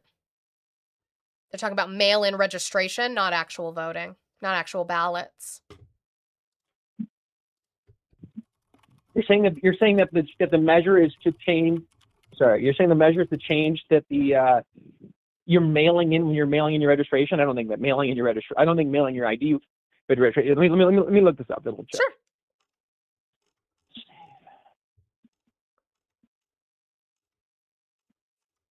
I'm going to read these out real quick. Guys, we have a poll up on the screen, as you can see. Guys, the links are in my bio. Chicky, thank you for the 5. You said, from an outsider's perspective, what is the caller's opinion on intelligence? And then thank you, DNC Warrior, for the 5. You said, you're my hero. I appreciate you guys. So we're halfway. On intelligence?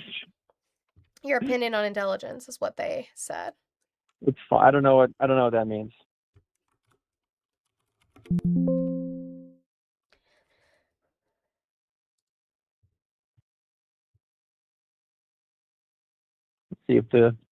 Let's see. Okay, so I found an article about it specifically because Donald Trump keeps claiming no mail-in ballots, and he is incorrect. The bill does not include a provision to ban mail-in ballots. It does add rules for getting mail-in ballots. Applicants who submit a mail voter registration form would need to present documentary proof of citizenship in person at an election office, meaning that if I have a ballot or I request one here in my state, which again, he can't control because states control their elections, that's the Constitution. But if I get one here in my state, I would have to go prove my citizenship in person at an election office, which I already did when I registered to vote. When registering to vote, update their registration situations covered by the bill.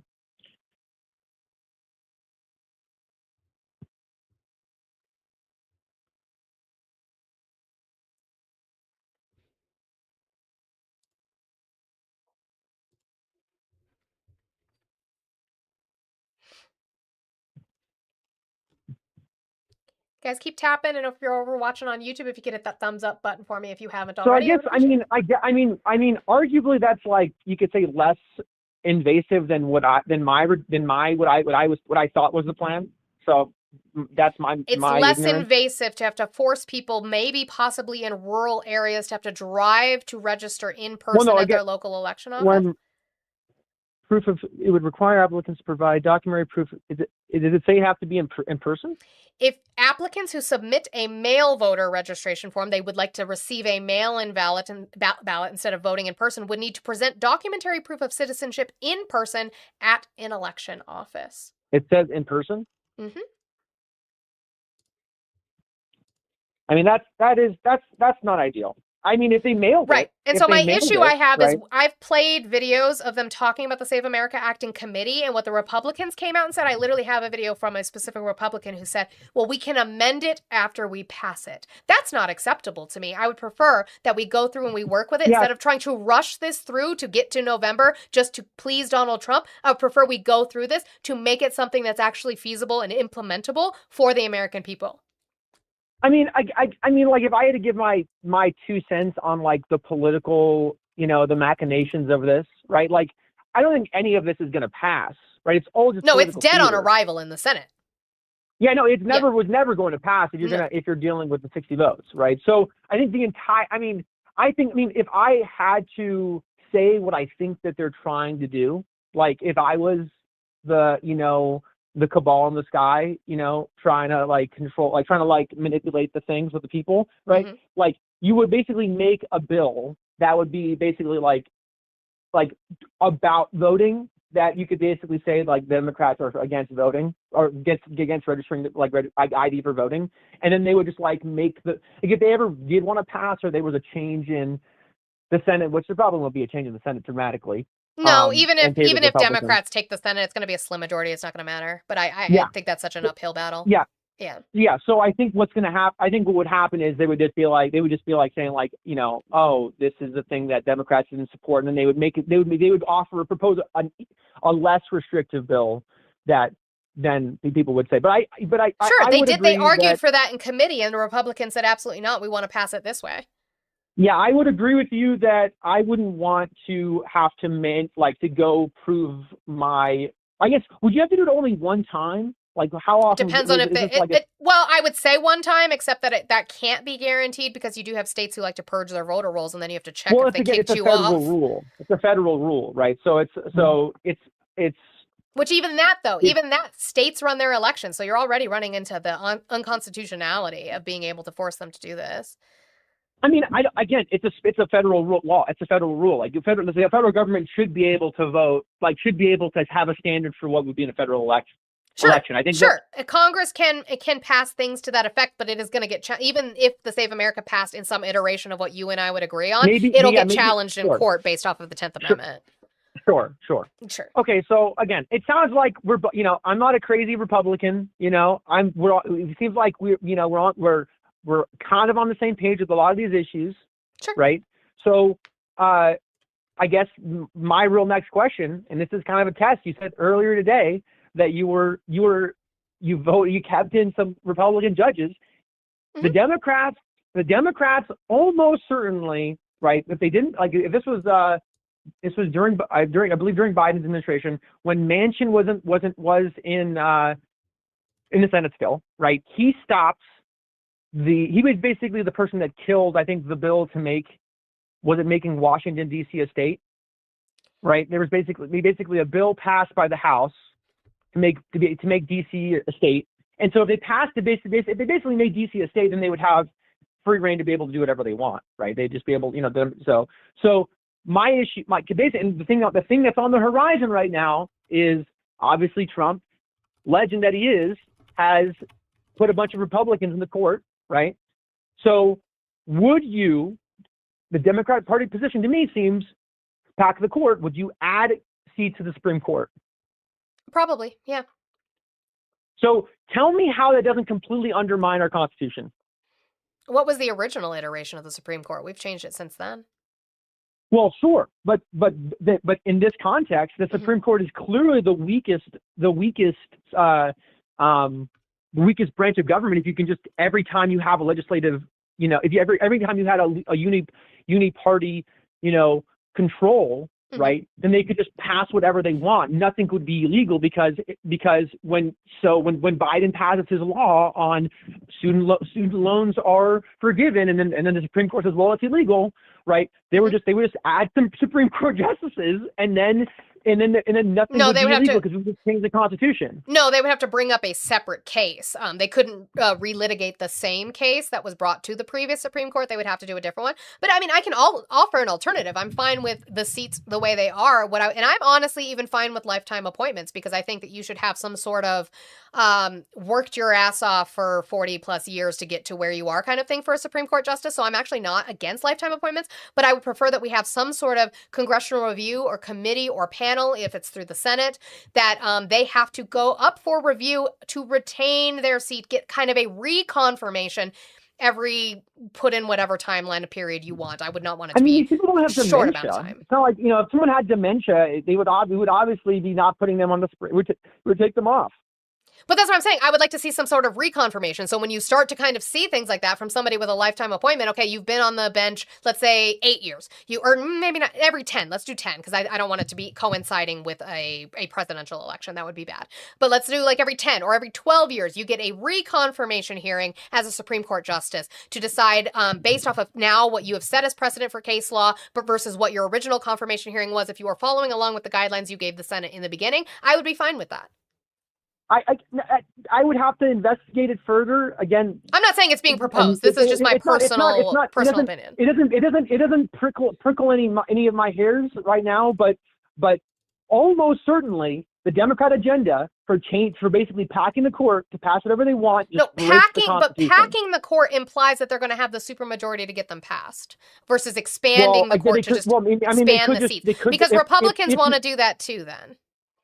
Well, no, I mean, again, if the Democrats were, again, this is the thing, like the Democrats are to some extent a monolith party, right? Like this is like, I haven't seen in my lifetime, right? I'm 33, right? Where you have just like, basically the entire party hates the president the way that they do now. Like it's just like the most divisive as ever, right? So yeah, maybe it's him. They're more unified. Maybe it's him. They're not. The Democratic Party. The Democratic Party is not unified at all. Their biggest struggle is the fact that Donald Trump has about a 30% approval rating across any poll that you look at in the United States, and yet the Democrats, their approval rating is not going up, and it shouldn't because they're sitting here fighting between establishment Democrats versus progressive Democrats versus full-on leftist Democrats. I wouldn't say communists because communists don't tend to vote. So there is all sorts of mess and mayhem within the Democratic Party. The only thing that they do align with is that Trump is dangerous and not beneficial to the American people. Yeah, and I think that hurts. I think that is hurting your party. Like I think like Donald Trump calls us leftist lunatics. He thinks I'm a crazy person who should be investigated under no. He thinks I'm a crazy person who should be investigated by the DOJ and anti-terrorism organizations for speaking against him. I mean, I don't know. That's not divisive? Are you on the list that he put out? What list? Like didn't he put out a list of a list of people to watch out for or whatever, there was a list of media fact checking. Right, they went after people like Hassan Piker, Ilhan Omar, whatever. But specifically there is actually somebody within the Trump administration. I have a couple videos on him that I probably won't get to today, but he was talking about designating Antifa as a foreign terrorist organization to be able to use even further powers against people they choose to identify as Antifa. Again, so he's not divisive though? Again, Trump is a populist that I'm not necessarily I don't Bernie Sanders is also a populist. That's not what I asked. Is he divisive? Yes or no? Well, I'm asking you. I asked a question. Is he divisive? Yes or no? Trump is divisive. Okay, go ahead. Yeah, I'm not denying Trump is divisive, but I think Trump's divisiveness basically is amplified. It's like the Democrats and their PC culture and their alignment with the basically the far left. What alignment with the far left? What alignment with the far left? The Democrats in Congress now are not far left. Again, I'm not saying I'm not even necessarily saying that the Democrats in Congress are in Congress or in the Senate, because I think that there are definitely people. Congress encompasses both the House of Representatives and the Senate. So I definitely think that there are definitely plenty of people on some of the women, right? The Mighty Four or whatever, right? There is definitely a name one and tell me why they're far left. They're for all sorts of socialist policies. They're for rent control. They're for dramatically raising the minimum wage. These are just dead end policies. This is basically Milton Friedman from 40 years ago. You know that the military is a socialist program, right? The fire department, our roads, our airports. Yeah, I'm again, okay. And that's sure. But okay. All those organizations require you sacrificing to be part of the country. You're invested in the country. What do you have to sacrifice to get an airport built with federal money? Sorry, what? I said What does that have our to do with, what airports, does that have our to do with the airports military? being, Or our airports being built by our government are a socialist program. Our roads being maintained by the federal government are socialist programs. What are you sacrificing for that? I mean, that's like an infrastructure implementation. Yeah, right? it's a socialist like, program. What are you sacrificing like, for that? I mean, I don't necessarily know. I mean, I think that's probably just big, like, big C capitalism, right? Working with government to build stuff that the market can deliver. No, they right? get sure. The capitalist corporations get contracts to maintain the roads and build these things. However, the money is coming from a socialist program within the United States of America, pulling from our tax dollars. How is that? So again, name me a Democratic, specifically you pointed out women. Name me a woman who is far left and what their policies are that they're advocating for. I already told you what the policies are. I mean, Kamala Harris wanted to pass, was like one of her main staples, right? Was passing the what's it called? When you're income, the tax on unrealized capital gains. Like that is just like a completely broken policy. Why is that bad? That would never. Why would you not want, if you have people that are invested in the market, right, or invested in houses, right? They can use their money to purchase with capital gains, but we can't tax it. Why? Because you haven't sold it yet. No. They use it to buy things. They use their unrealized gains to buy things. Why can't we tax it? So again, if you wanted to be able to tackle whether or not they could take a loan on stuff, that's a regional point I could potentially get behind. Why do you guys lick the boots? You can't leverage. And that wasn't one of her main things, but that I don't understand why we lick the boots of rich people. If the Democrats wanted to limit billionaires from leveraging their stock, yeah, that would do that to banks. Yeah. Yeah, if you wanted to stop tax their unrealized gains, yeah. I'm not necessarily against. No, that's not tax on unrealized. That's not tax on unrealized gains. Mm-hmm. If you're going to engage in a transaction with a bank to leverage your stock option, right, to not sell it, and so you don't have to sell it, so you're basically avoiding paying the taxes. You're paying a lower tax bracket, right? You're basically paying the loan on the bank is worth more or worth less than the cost of the tax, right? So that's just a numbers game that you could just make a rule on. Maybe I don't understand, so I'll have you explain to me while I sit and wait for this pool to get finished filling. Can you tell me what are unrealized capital gains? So if I bought a stock, right? Okay. And the stock went up, right? I don't have to pay anything on taxes until I sell my stock. What if you don't sell it? What if you use it to purchase different stock or different company? You can't use it to purchase different stock unless you sold the stock. Most people, right? The billionaires like Elon Musk leverage their stock because because they're basically a guarantee, right? It's a guaranteed safe loan that if they I'm sure there's also some contingency in there that if they do some crazy stuff, then they're going to go ahead and do this. But the fact, if Elon Musk's a billionaire, he's working with these banks constantly, so they're going to be able to give him a super good deal, like, hey, I'll give you, 2% on this, but then you're going to look out for me for doing this. Like, this is just like the political. I mean, this is just the, Can you borrow against the unrealized capital gain though? That's what they're doing.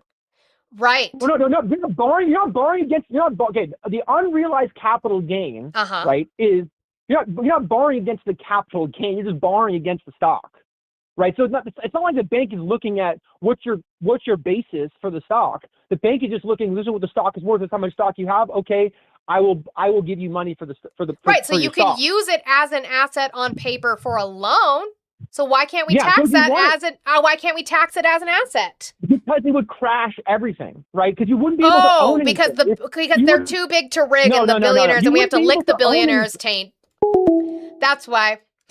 Capitalism got you for the day, that thing you guys love and glaze so much. W's to Chicky, W's to DNC Warrior, W's to Rigatortus. Thank you so much, Rigatortus, for the $5. He says, again, his again points are higher than his IQ. I'm going to have to go through and count how many there were. And then W's to X for finishing that off. He said, again, let's go back to learning things of substance and hopefully never hear this dumbass again. So W's to you all for completing that pool out. So we can be done with that. Thank you. Also brings our goal down to 30. It is 10:38. I've got about a little less than an hour and a half left. A little less than that. Yeah, it looks like you can borrow from. If you can use it to get a loan, you can tax it. Can use it to secure a line of credit, not a loan, and there is a difference. Banks rarely do this. The bank will want to know what they're going to make off the stock, right? Because then the bank can sell it. So you're still using it as like the secret loophole to funding. And although it is legal, I don't like it, so I don't see where that's bad for her to go after it. I just don't see that personally. That was all over the place. Anyway, again, not against voter ID, against the stipulations they are doing for people who already registered to vote. By the way, thank you to Dimples. I'm not sure what your name is on TikTok or anywhere else, but thank you for this. This is post-election audits in California. California has 2 methods to verify the results of each election. Counties must use one or both to certify the results of every election. 1% manual tally. Election officials manually tally all the ballots in 1% of the precincts selected at random by the election officials.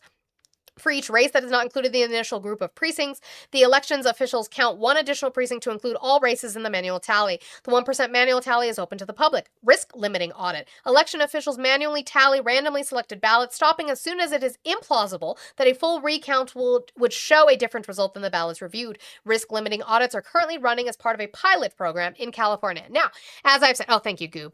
As I have said, and I've said this multiple times, I am fine if we even want to say that you have to audit every election. It's going to take a lot of time. And so the thing with that is going to be that you then need to be patient, and we might need to move our calendar so that election day stays election day, but when the projected winner comes out different. At a different time. But you guys don't like waiting. You guys don't like being patient. It's part of your huge issue. But sure. So the reason why, let's pivot back to what we were doing. Guys, W's to you for 145,000 likes while we are sitting here. I am so proud of you. Thank you. We definitely can hit that 200, if not 250,000 before we hit the end of the stream today at noon. I appreciate you. There's 100 of you over on YouTube. If you could hit that thumbs up for me, I would appreciate it. And 10 of you on Twitch. I see you. Hello.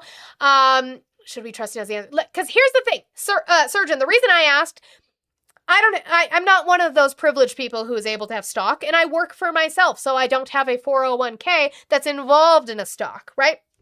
I don't know a lot about stocks. I don't know a lot about things like that. That's why I ask. So if anybody wants to give me a quick rundown, information, maybe there's a good... What's the one he does? Because it's not, is CoffeeZilla the one he does his actual stocks shit on, or what? I don't remember, but I love CoffeeZilla. I know he has another name because he does another segment, whatever, but give me a rundown of what the fuck we're looking at, right? Like that would be great. I think we can do that. So let's pivot back though. As we sit here, I appreciate you. We have not completed these chili peppers. What are we doing? Let's complete the chili peppers, please. I would appreciate it so very much if we did. That would be awesome. And I have 3-0 left in my goal. Thank you guys so much for contributing to that drop pool to get rid of him. And we continue on with our day. Continuing on with festivals. Mike Johnson tweeted. It's just funny to me too, by the way. I'm going to play his video. This is Mike Johnson's tweet, but I just want you to know that this is what it said. The House will vote tomorrow, that's today, on the Stop Insider Trading Act. Bing, bing, bing, bing, bing, bing. I know you guys, you guys can't gift. I'm sorry, you're right. You can't gift. Just keep tapping. Give me your love and taps. I'm so sorry. I don't know what's going on today, but give me your love and taps. Ding, ding, ding. Stop Insider Trading Act. Sounds amazing, okay? To restore Americans' trust in Congress and our elections. The Stop Insider Trading Act does exactly what it says. Now, he put these two in bold check marks. So let's look at that. Bans members of Congress from purchasing individual stocks. Okay. Prevents lawmakers from profiting off insider information. Okay, granted, I have not read through this bill, but that's what it says. Why didn't he put a check mark next to this one, though? It also requires that voters show valid photo ID at the polls. What the fuck are you talking about, Mike? This week, House Republicans are going to take an important step to restore Americans' faith and He also transferred back to World War II Winston Churchill radio talk. I don't know why. trust in Congress and in American elections. With the Stop Insider Trading Act, as Leader Scalise noted, this is something... Or not. They're very upsetty spaghetti today, aren't they? Thank you for calling the stream. Can I get your age, state, and who you voted for? Tim, 64, Trump, What state did you vote in, Tim? Michigan. Okay. Why are you still supporting Trump? Regarding the border, the right to try, regarding, medicine with the FDA that hasn't been approved. What about the border is beneficial for the American people with what Trump is doing? Well, we have so many deaths caused by illegal aliens. How many? The price of our housing has gone up dramatically. How many deaths by illegal aliens in comparison per capita to U.S. citizens? What do you mean by that? So we do statistics per capita. Per capita. So it's usually per 10,000 or per 100,000 people are immigrants committing crimes at a higher rate in comparison to U.S. citizens. So what crimes are we talking about here? Violent crime. Or just crimes in general? Violent crime. Well, you know that the violent crime with the illegal alien community, they're not reported. So there's no real Where'd you get that statistics information? on it. Where'd you get that information? Well, it's just a fact. They don't call the police because okay, they great, don't, they Tim. don't want to be... Hey, Tim, this is the third question. This is the third question I've asked you that you've deflected and not answered, but I would really like an answer to that question. You said it's just a fact. So then you should be able to prove that to me if it's just a fact. Can you show me where those crimes that are being done by illegals are not being reported? Well, how can you do that if they're not being recorded? Okay, so that's invisible boogeyman numbers you made up. So I would also like an answer to my question, which is how many, you said the high rate of illegals murdering U.S. citizens. What number is that? Well, I'm speaking crime in general. They commit more crime. In comparison to U.S. citizens? Absolutely. Show me that. You can Google that. Nope, you can Google it because it's your claim. Well, my claim is my claim. Cool. You have to have factually based evidence to speak on it on my panel, or else we're just talking about your feelings. And Tim, I'm so sorry, but I just don't care about your feelings. Just look them up. Nope, I have, and you are wrong. So prove me wrong with your claim, please. Well, you prove me wrong. Nope, it was your claim. You prove it. Oh, no. You don't want to prove? I didn't make a claim. You don't feel like you should? Well, you should be able to prove to me that they don't commit more crime. If you're saying, Tim, if you're saying Tim, then give me your wait, research. Tim, this is great. You said I should be able to prove that they don't. Chill Tim, out. when did you stop beating your wife? Well, my wife passed away 24 years ago. Cool, 24 years ago. When did you stop beating your wife? When did you become a man? When I decided that I was going to speak out against men who have no fucking facts behind the shit they say. When did you stop beating your wife? Where are your facts? Do you beat your Give wife, me your Tim? Facts. Do you beat your wife?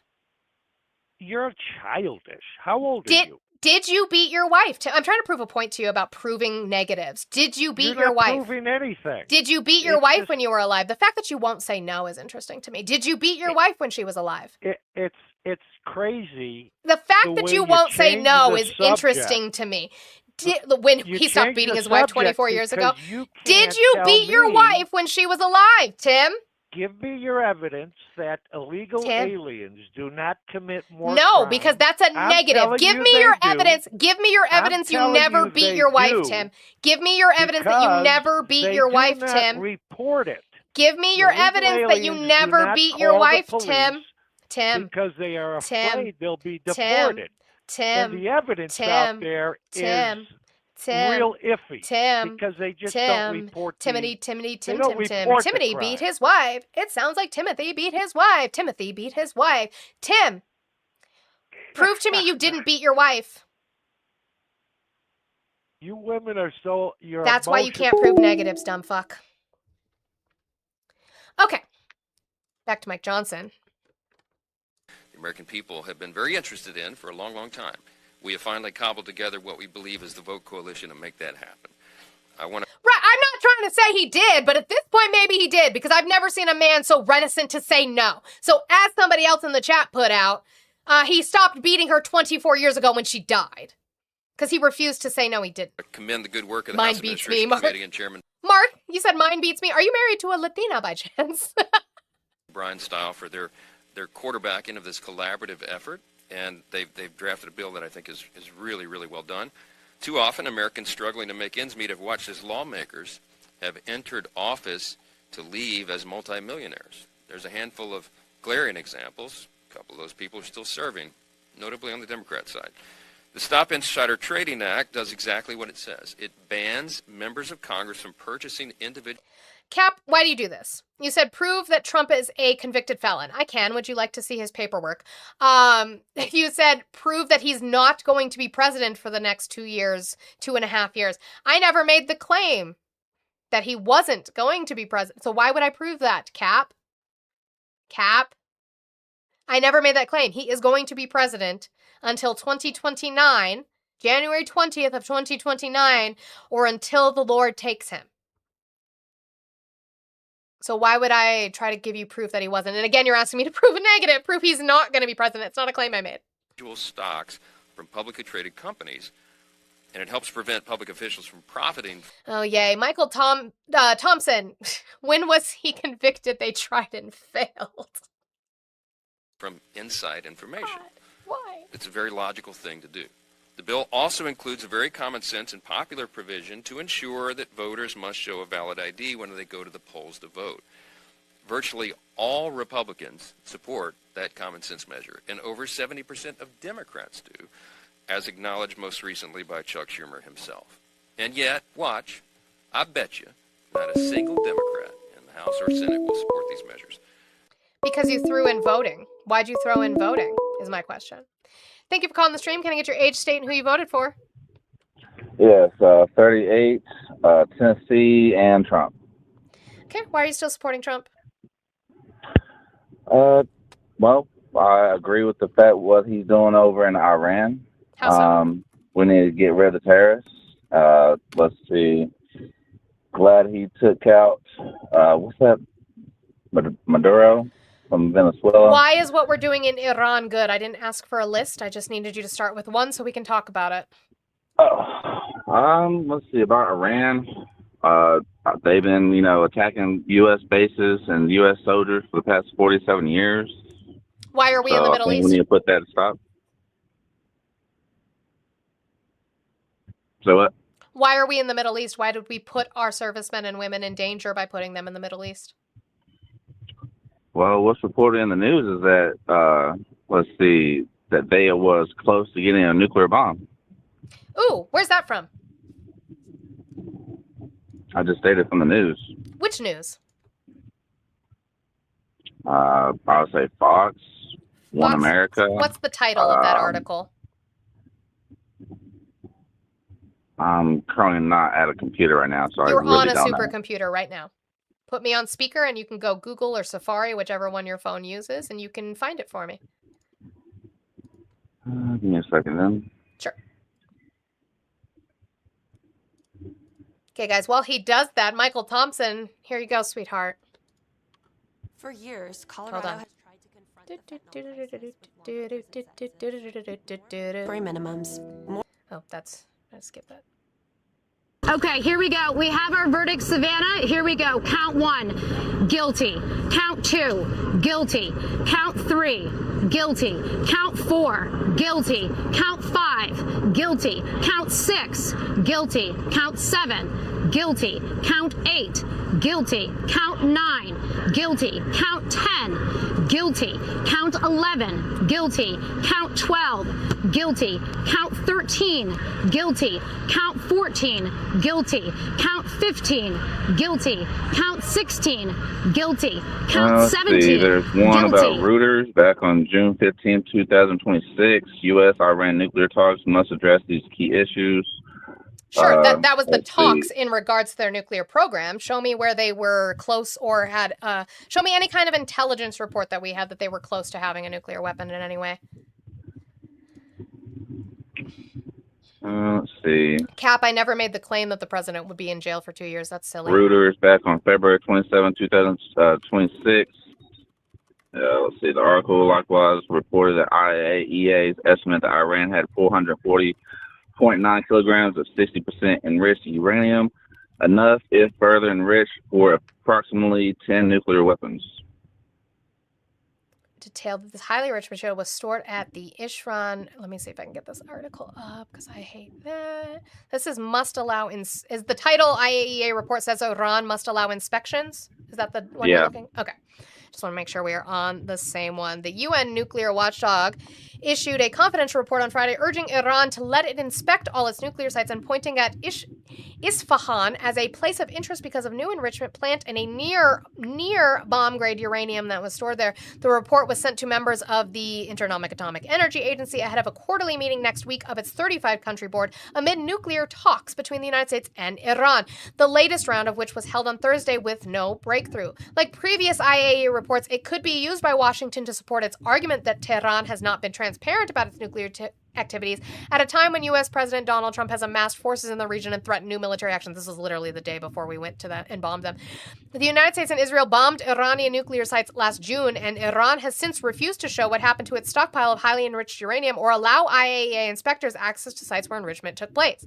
While the agency acknowledged that the military attacks on Iran's nuclear facilities had created an unprecedented situation, it is critical for it to conduct verification activities in Iran without any further delay, the report seen by Reuters said. So here's the thing. The IAEA estimates that Iran had 440.9 kilograms of uranium enriched to up to 60% before last year's Israeli attacks, enough, if enriched further, for 10 nuclear weapons, according to an IAEA yardstick. Before last year's Israeli-U.S. attack, so before Midnight Hammer. So why are we back in Iran?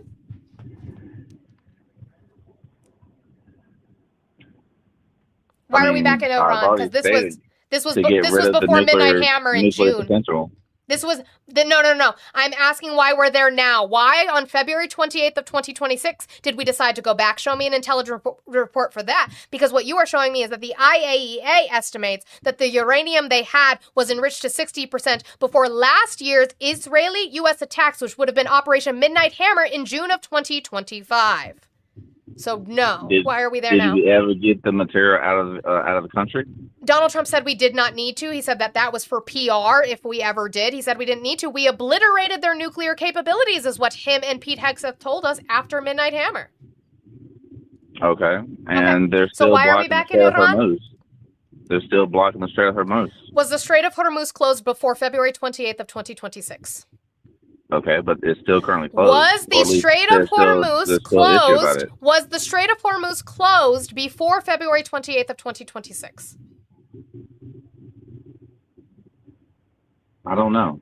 No, it was open. The oil was flowing freely. They closed it after Israel and the U.S. attacked them without provocation on February 28th of 2026. Why are we there and how is it beneficial? The potential of nuclear bombs is a threat. Where did they have a capability of nuclear weapons before we attacked them in February 28th of 2026? Because according to our own intelligence and according to Pete Hegseth, Marco Rubio, J.D. Vance, and President Donald J. Trump, they said we obliterated their nuclear capabilities in June of 2025 with Operation Midnight Hammer. Okay, are we talking about back in February or are we talking about June? Are you not listening to what we did? An operation in June of 2025. Okay, where Donald Trump said we obliterated their nuclear capability, which is the report that you just gave me that the IAEA had. Then in February of 2026, we attacked them again. Why? Because they was reported again to have enough material for a nuclear bomb. Show me that report. I just told you that was the one February 27, 2026. No. Did you the IAEA estimates that Iran had 440.9 kilograms of uranium enriched to up to 60% before last year's Israeli-U.S. attacks. If this article was written February 27th of 2026, what is last year to that? Okay, well, there's also another report that says the exact same thing back in May 29, 2026. Iran's strongest card in nuclear talks is highly enriched uranium, which means that it still has it. What's the title of the article? And what? Iran's strongest card in nuclear talks.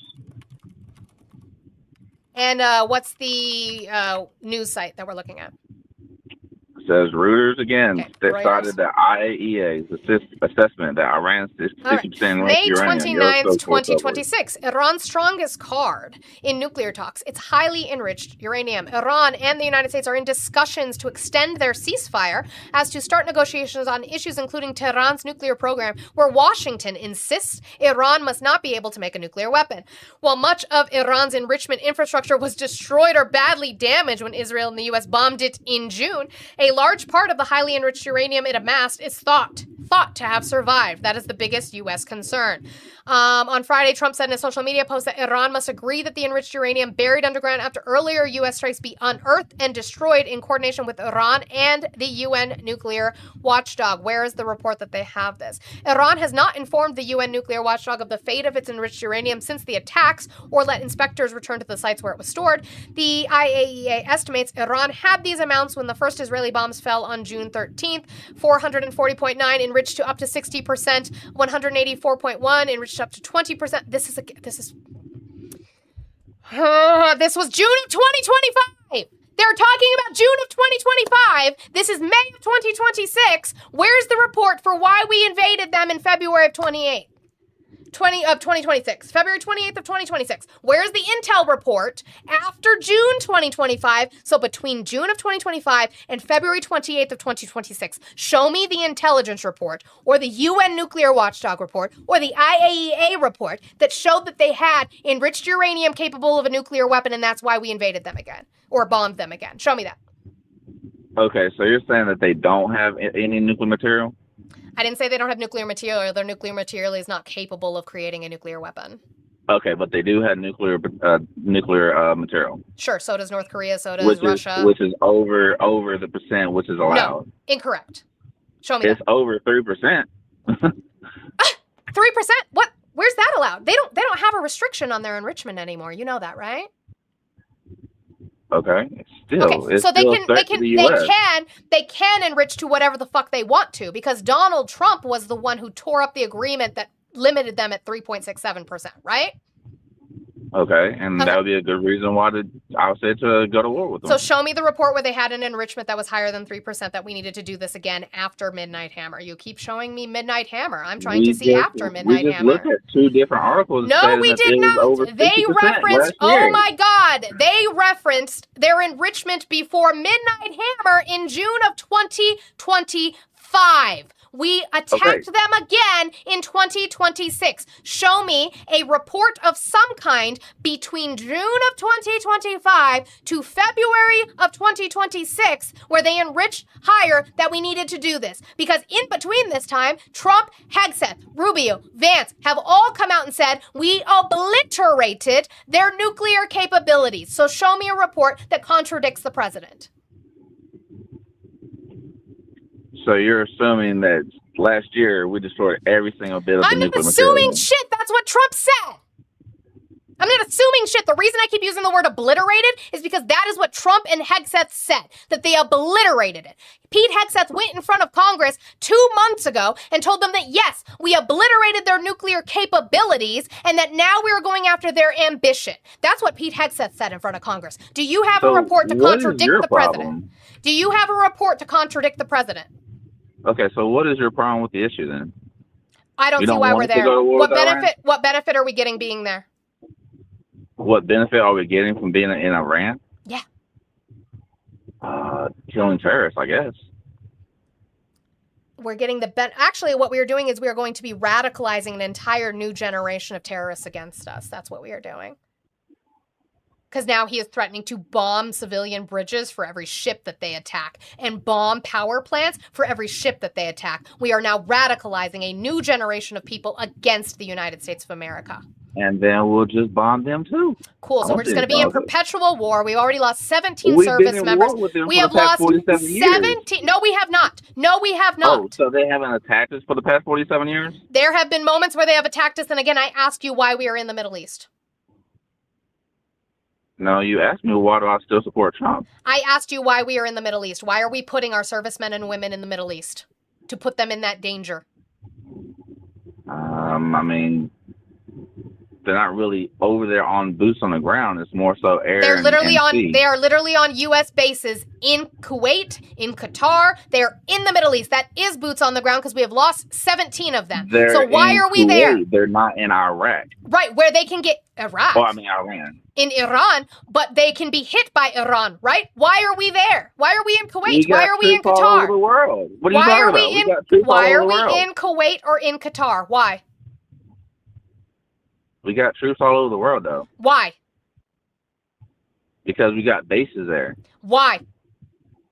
Why do we have bases? Yeah. So we can exert force throughout the entire world if necessary. Why do we need to exert force over the entire world?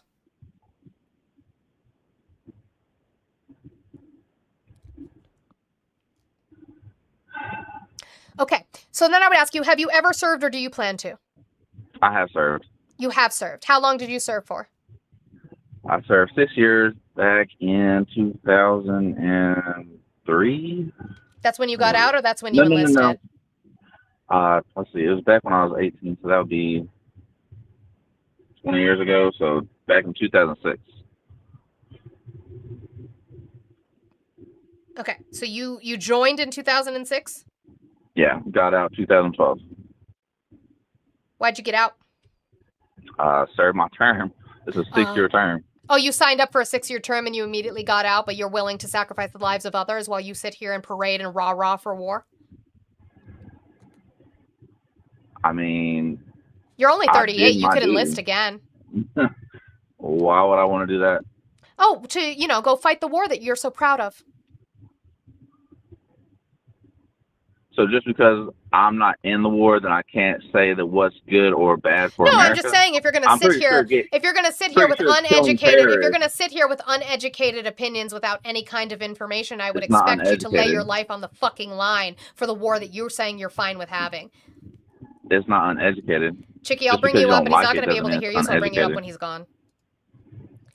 Why are you okay with sending other people? Your brothers, your sisters, When why I are you was okay in- with sending when them I to was die? when I was in the Army, I was more than happy to shoot whoever I needed to. Did you deploy? No. Wasn't So necessary. you at weren't the going to time. shoot anybody. You were fucking deployed. Where'd you spend If your time? Where'd you necessary. spend your I wasn't contract? deployed. What branch did you join? I joined the U.S. Army. And what was your MOS? 94 Foxtrot. What'd you spend your time doing for 6 years? I was, let's see.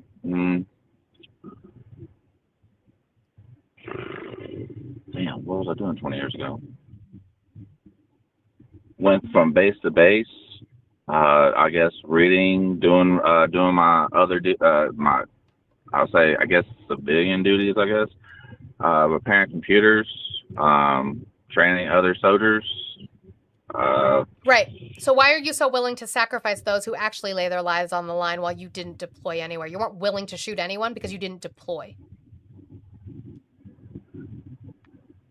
It wasn't necessary back then. It wasn't. We were in Afghanistan. We were still in Afghanistan. What do you mean it wasn't necessary? Oh my God. Hi, Chicky. I gotta fix my audio. Hello. Hi. Did you? I can't tell. Did you hang up? Because I thought I heard the. Yeah, I was done with him. Oh yeah. I Yeah, had to fix my Iran, audio so they can hear you anyway. So Iran has only attacked in retaliation, never initiated an attack. Also, the Oathbreaker's still listening from the YouTube. I'm assuming. I don't know. They're 90 mad at Fox- me. They're mad at me for asking him questions because I didn't serve. You looked up the 90 Fox, the 94 Fox? I didn't. I don't know what it is yet. I haven't looked it up yet. It's a computer detection systems repair. Sure, and I'm not saying that the job is wrong. Yeah. I wasn't trying to. Every I was MOS just- is important, absolutely. Yeah. But I was willing to shoot. As someone who's about to go for a second time to Kuwait, It's just the whole. I was willing to shoot. Where were you deployed? Nowhere. For me. the absolute disregard for human life value, especially fellow service members. 17 of them are dead. 17 of them are dead. Fucking hell. That pissed me off. That's why, like, instantly I requested. I'm like, no, I know they can't hear me. But I know, I gotta fix that. oh my god. You can yeet me if you want. All right, I love you. Bye. That's my friend who's also a service member who, as she said, is going for a second time being deployed in Kuwait during this, which is great. I was not asking him to degrade his service. And I'm not saying that I have any kind of anything above him because I did not serve. My parents did, but I don't get to take on their service, right? I've always said that. My dad deployed a lot. But I don't get to take on that service. But I am not advocating for war.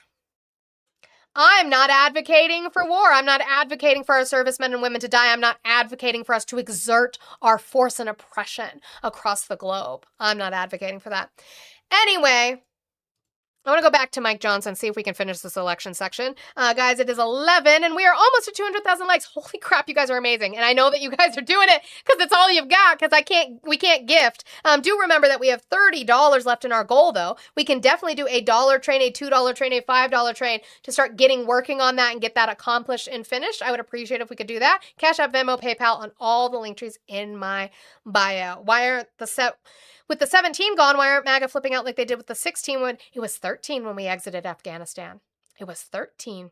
The 13. Not the 64 that we lost under Trump, but the 13 under Biden. Yeah. Seen individual stocks from publicly traded companies, and it helps prevent public officials from profiting from inside information. It's a very logical thing to do.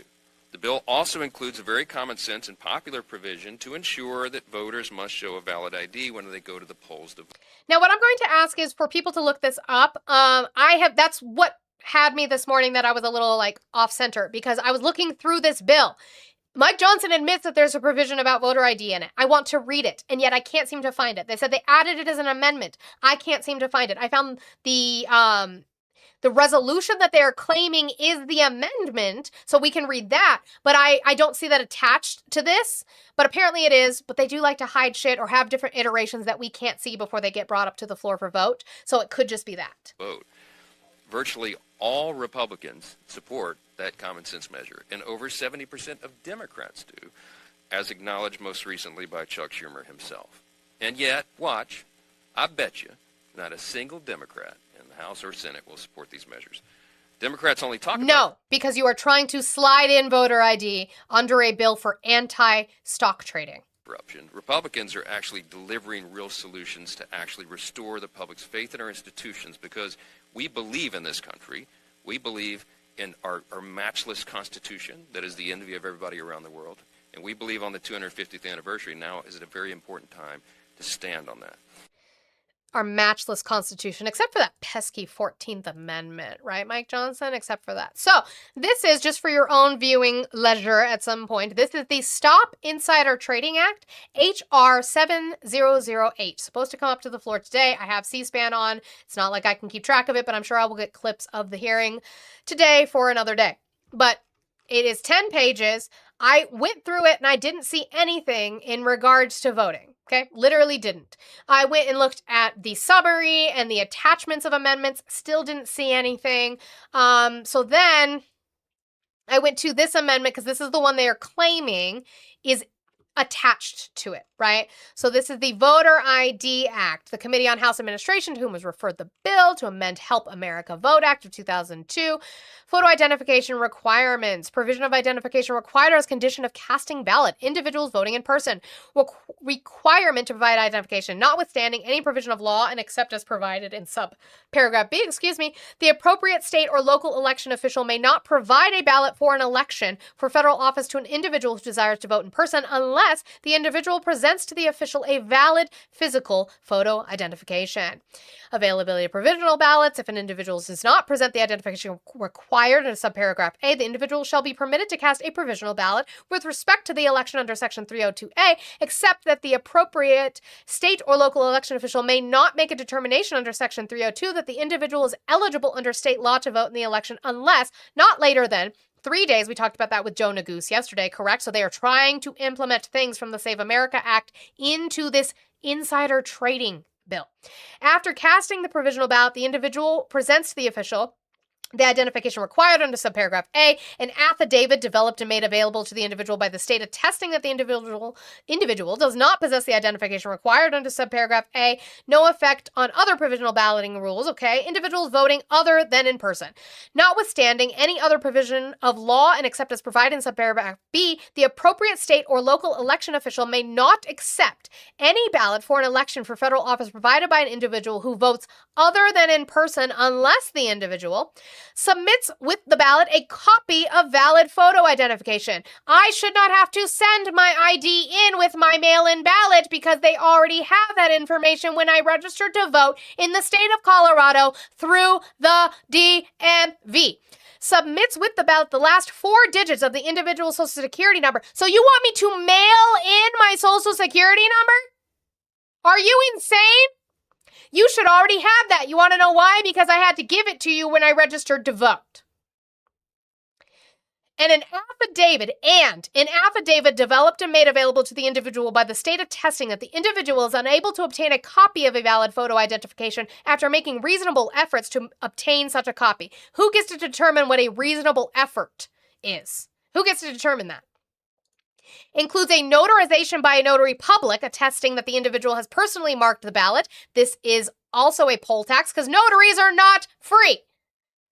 You have exceptions. An absent uniformed services officer, okay, Overseas Citizen Absentee Voting Act. So you're going to have people who are on base in other countries that are families of people serving.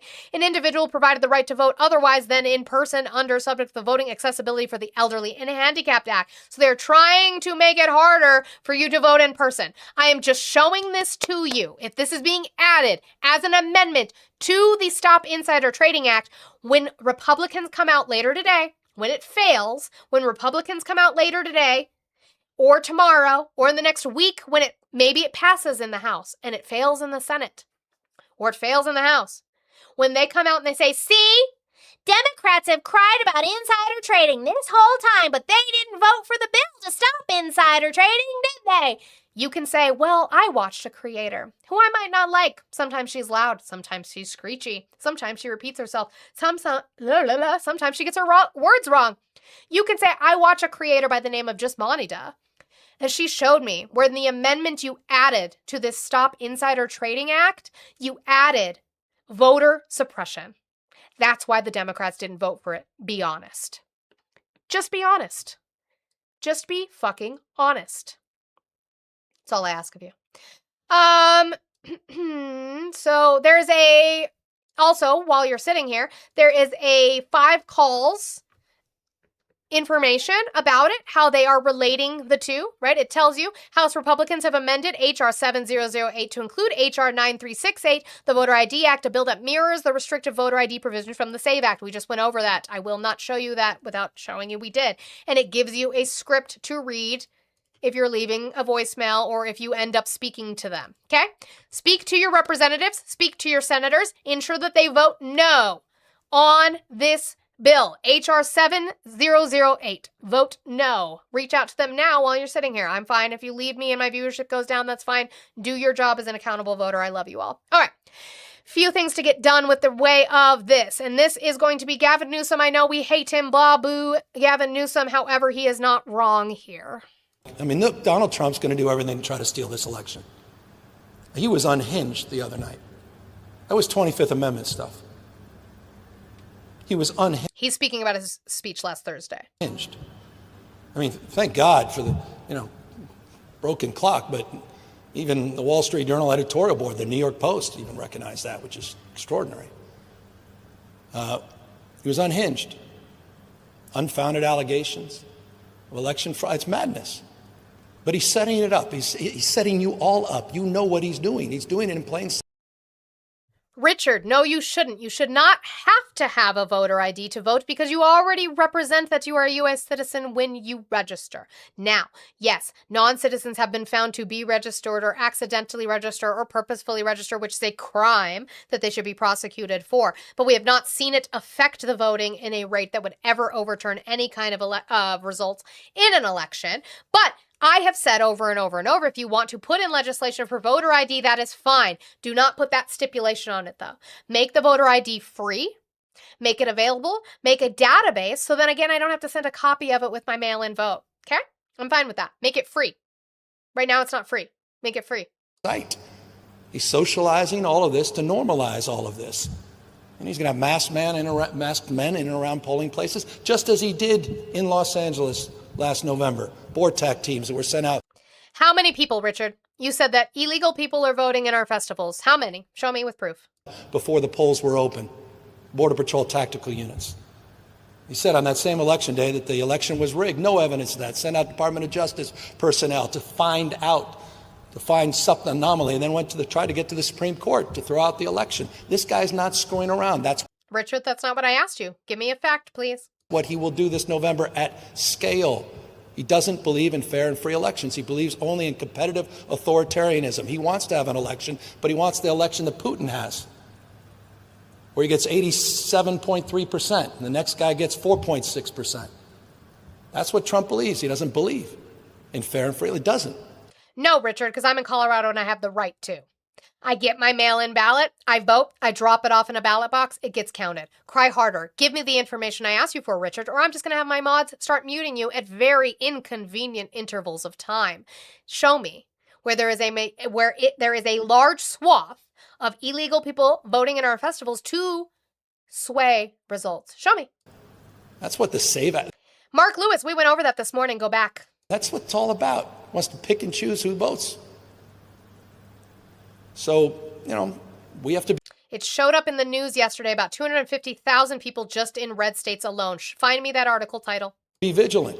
This is the same guy who did vote by mail. I mean, this is pathetic that anyone is defending.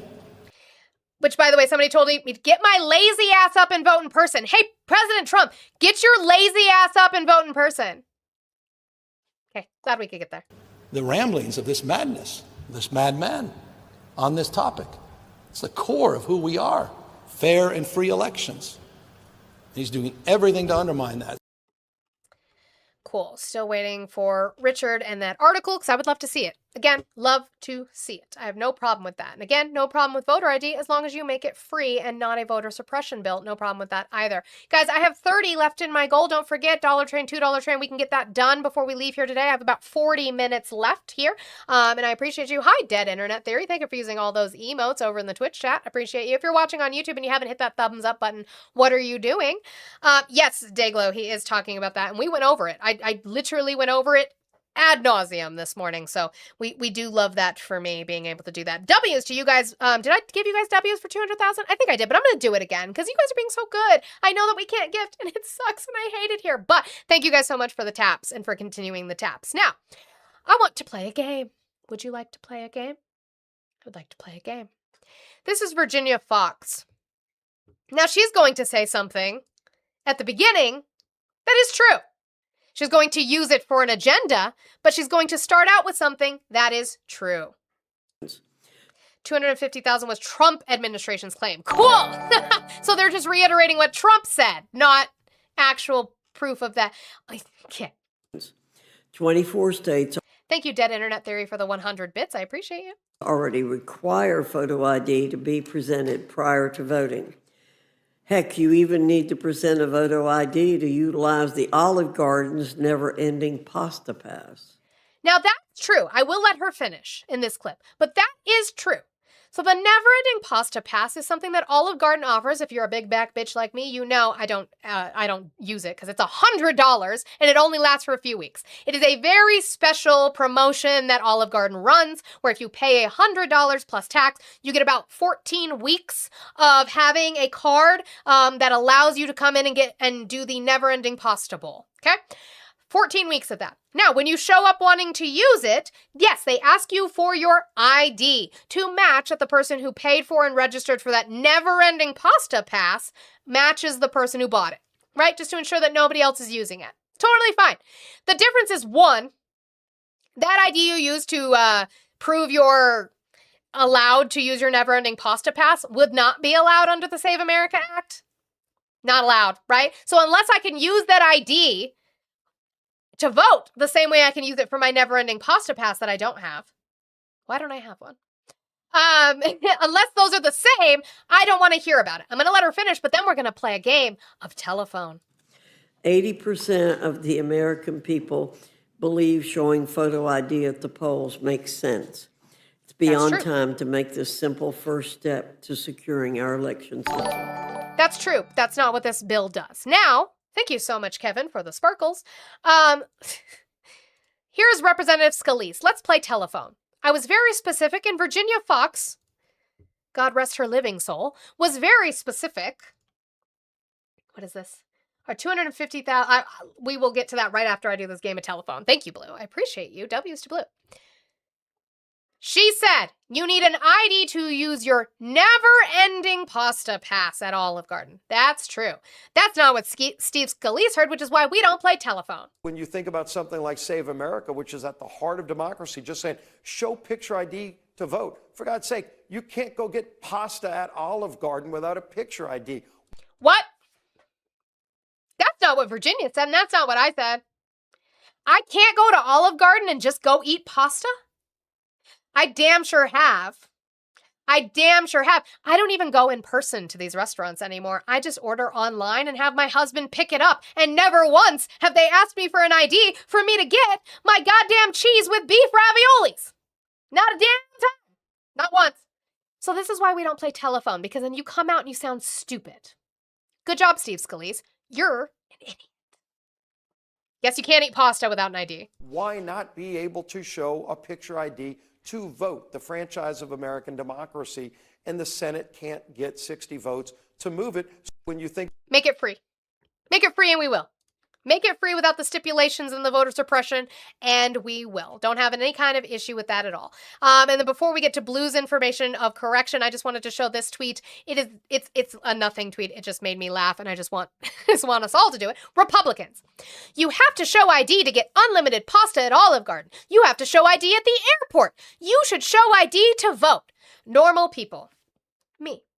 Okay, so we can use that same government ID you just mentioned? Republicans, absolutely not. If I can't use the same ID I used to get on a plane to get the never-ending pasta pass, then maybe there's something wrong with your bill. No, I don't do vodka sauce. maybe there's something wrong with your bill. Okay, let me bring this up. So I have this from that you put in the bottom before we get into this. How did DHS calculate this number? Homeland Security broke down its count of potential non-citizen registered voters by state using more cautious language than Mullen. California, 190. Oh, because we went over the New Jersey. Jesus Christ. We went over the New Jersey one. DHS sent Mikey Sherrill, the governor of New Jersey, a letter. We went over this fucking morning. A letter saying that there are possibly 35,000 non-citizens registered to vote. Not that they voted, which was the claim that you made in the YouTube chat that they actually voted, but that they were registered to vote. Now, when they went and investigated, what they found was a glitch where non-citizens had put on their marking no, not a U.S. citizen, not eligible to vote. And the machine itself still registered them to vote. The number was not 35,000, it was 6,600.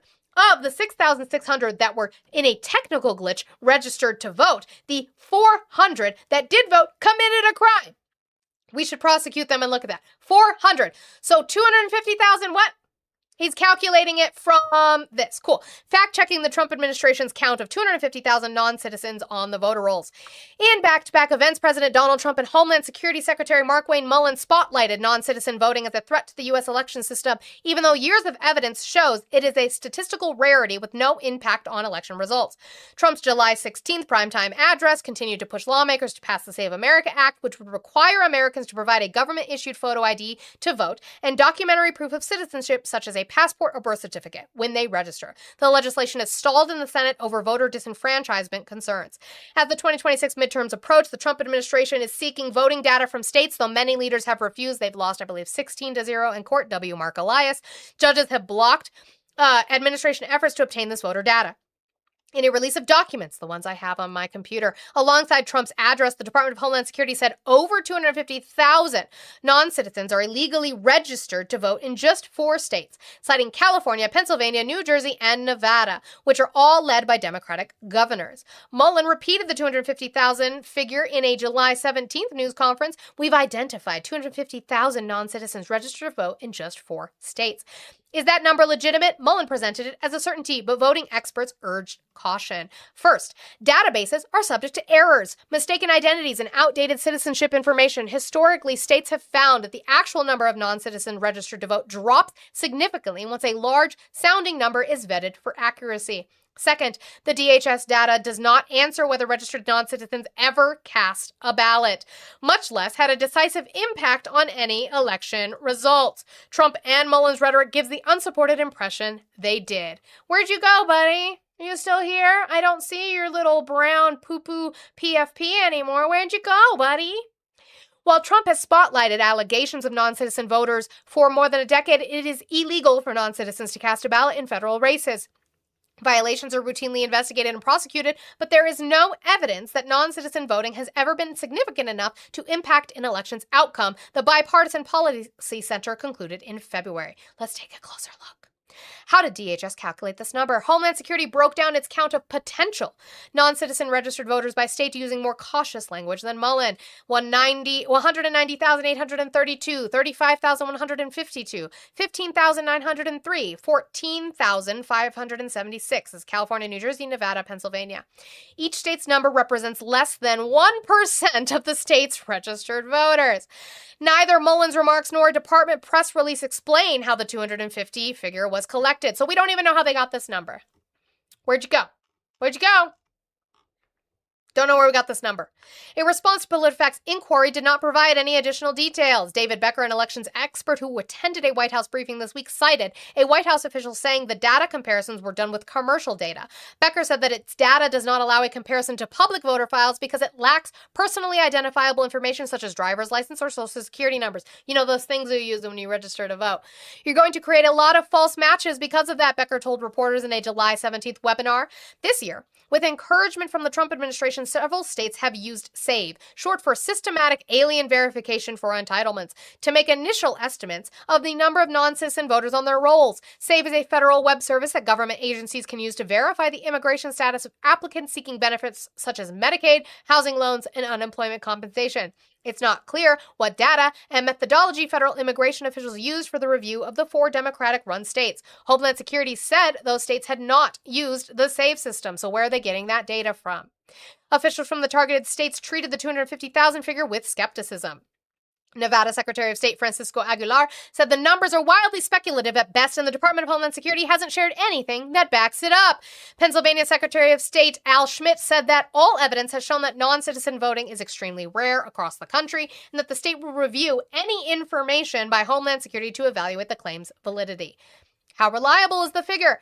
Experts cited several reasons to be cautious about the headline number and how Trump and Mullen framed it. For starters, Homeland Security's letters to state officials used more cautious language, glossed over in public remarks by Trump and Mullen that called it preliminary review, and said that there may be as many as the number of non-citizens that found on the voter rolls.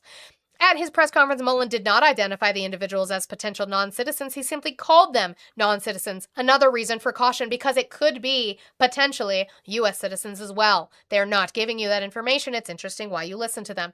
In the past, when government officials have announced initial numbers of non-citizens on voter rolls, those figures have dropped dramatically after months of vetting by state and local officials in the media. In 2012, then Florida Governor Rick Scott ordered state officials to clear the rolls of non-citizen voters ahead of the election. Florida initially assembled a list of about 180,000 potential non-citizens. With more scrutiny, however, officials whittled the count to about 2,600 names, then 198, then 85. The initial list was rife with errors, even flagging a Brooklyn-born World War II veteran. Do you see why you don't just take initial numbers and run with them? I wonder why that man who said it or person who said it in my YouTube chat is no longer commenting. I wonder why. Texas officials have also found errors when looking for non-citizen voters in April. Then Texas Secretary of State Jane Nelson wrote a letter to federal immigration officials raising concerns about the data's accuracy, VoteBeat reported. The state has flagged about 2,000 potential non-citizens on the voter rolls. Quote, as my staff has informed you, county voter registrars have obtained citizenship documents from some Texas voters who were identified in the SAVE system as potential non-citizens. Uh-oh! We are aware of instances in which state driver's license records inaccurately reflect a person's current citizenship status. Nelson added that some people had been mistakenly registered to vote because of clerical errors by a voter registrar, so not fraud, even after the person had acknowledged on a voter registration application that they were not U.S. citizens. You mean like what happened in New Jersey happened in Texas too? Oh my God, do you mean that it's not just a Democrat problem, that there's vulnerabilities in the data system sometimes, and that humans make mistakes sometimes too, and it happens in both the states? Oh my God. Neither Mullen nor his department said how many of the 250,000 non-citizens voted and over what period. In 2024, Ohio Republican Secretary of State Frank LaRose referred 597 apparent non-citizen registered voters for prosecution. Of that number, he said 138 cast ballots. In 2025, Iowa offered its initial estimate of potential non-citizens registered to vote for more than 2,100 to 277. The state said 35 people cast ballots that were counted in the 2024 general election. Oh no, fraud! That definitely would have overturned the election, wouldn't it? Seems our systems are working. Thank you so much, Blue, for that. W's. Can I get W's to Blue, please? For that information? Huge, huge W's. No, Kevin, I'm actually a registered independent. Now go tell me how I vote Democrat because it's a two-party system and I'm forced to, except for the Republican judges I've retained here locally in my state. You know, sometimes I feel like Jim Carrey in Ace Ventura when he takes those really deep. Makes me tired. Thank you for calling the stream. Can I get your age, state, and who you voted for? Age 47, New York, and Trump. Okay, why are you still supporting Trump? Why not? What am I going to support? Biden, the guy who looks like a Roomba robot? Why are you still supporting Can't Trump? form a What coherent policy? sentence? What policy of Trump's do you support? I just support him in Guys, general. can we get this goal completed, please? I There's only support the 30 Republican left. Party in general. What would you like to talk about specifically? Cool. So what policy within the I don't want Republican... blanket statements. What policy within the Republican Party is Trump doing that you support? Right now, I support the SAVE Act. I Why? support getting the immigrants out. Why do you support the SAVE Act? The SAVE Act. Mm-hmm. You were talking about how, oh, it's 400 people, not a big deal. But that's just I didn't say one not. look I into it. never uttered the words "not a big deal." I said prosecute them and put them in jail. I never uttered the words "not a big deal." No, I don't think you should put them in jail because I don't think they're aware of what's happening. I don't think they're aware of that. They know that they're violating laws. They would have I don't think received. they should be thrown in jail for that. They would have Absolutely not. received. They would have That's not where I'm received. going with this. They would have received a ballot and voted. That is illegal. I agree. No, Okay. I agree. I So then agree they that's committed. illegal and They it's wrong. committed I the still voter don't think fraud. we- They committed the voter fraud. I You still guys don't are think you talking should throw them about. in jail because Why? I think it's a language barrier thing. I don't think you should throw them in jail for it. Okay, What I do so think so maybe is that we should. shouldn't So be giving I would agree with illegal you. Hold on, driver's hold on. I just want to because they agree shouldn't with be you here. in way of saying maybe there should be an investigation into why I they agree. filled this ballot out and returned it. Okay, fine. Well, I think the bigger problem is that we're giving illegals driver's licenses. We're letting them buy houses. We're giving them aid, Why- which we shouldn't That's be. that's And that's not what we're talking about. We're talking about the Save America Act, but we can talk about driver's licenses I understand, but specifically. I'm just Why saying. do we? This Why all do leads in- certain this states all allow? leads into why they're here voting. They're all No, leads it into doesn't why they're because here voting. they do not shouldn't vote. be here in the They first place. do They not have the vote. ability to vote. They do not vote in a way that would overturn election results. Why do we issue driver's It licenses? doesn't matter. It doesn't. It It matter. does not It matter. does matter. It then does don't not. pass No, the it Save doesn't America matter Act. because Then the election Save fraud is the America problem. Act is You're for nothing. wrong. The Save America Act is It for leaves nothing. too then. much. It leaves too much doesn't. fraud to happen. You're What is wrong. what is the rate of So it election doesn't fraud in matter this? if it's What is happening. the rate It of hasn't election been- fraud in this listen, country? okay. So there's What a is difference the rate between of proof and election evidence. fraud in this country? Stop talking and let me What- talk. No, that's There's cute. a difference between. What is the rate of election fraud in this country? Stop talking. On my own show? On my own show? My sandwich? My sandwich? No, no, thank you. I refuse. Okay. It's 11:37. I'm not gonna be able to finish that, but maybe we'll start. What's the rate of voter fraud in the United States? Let me answer. I'll just No. Oh, wait, because he's going to do it again. He's been blowing up my phone when I had it off so I could finish that section. What is the percentage rate of voter fraud in the United States? How can I answer if you hang up? What's the rate of voter Is fraud? it an answer you don't like, or do you just keep hanging up? I don't understand what you want. Give me the answer. I try to answer it, and then you just hang up. So Okay, which cool. one do you want? An answer or hang up? Answer. Okay. Now, when it gets to your voter fraud, there's a difference between evidence and proof, correct? Proof means you can bring someone to court. That's why I hung up. That's why I hung up. Let me What's the tell- percentage? Because What's the you're not percentage? making any sense. What's the percentage? Nobody knows the, What? nobody knows the percentage. We don't know That's the percentage. point. They just proved it with this. Invisible This proves we boogeyman don't numbers, know the guys, percentage. again, You guys, have again. 6,600 There's more people. fraud than we can find. I just believe it with my tummy. There's more fraud than we can find. I just What believe you're it with my saying is tummy. what you're exactly. That's what you believe. That there's No, that's what you fraud. believe. Other That's what you people believe. That's what differently. you believe. That's what No, you I believe. believe there's a Because even with our tremendous amount of sources, fraud. even with our sources through places like CISA and I through believe the there's a Heritage tremendous Foundation, amount of fraud. through the Heritage Foundation, through the Heritage Foundation, 0.0001%.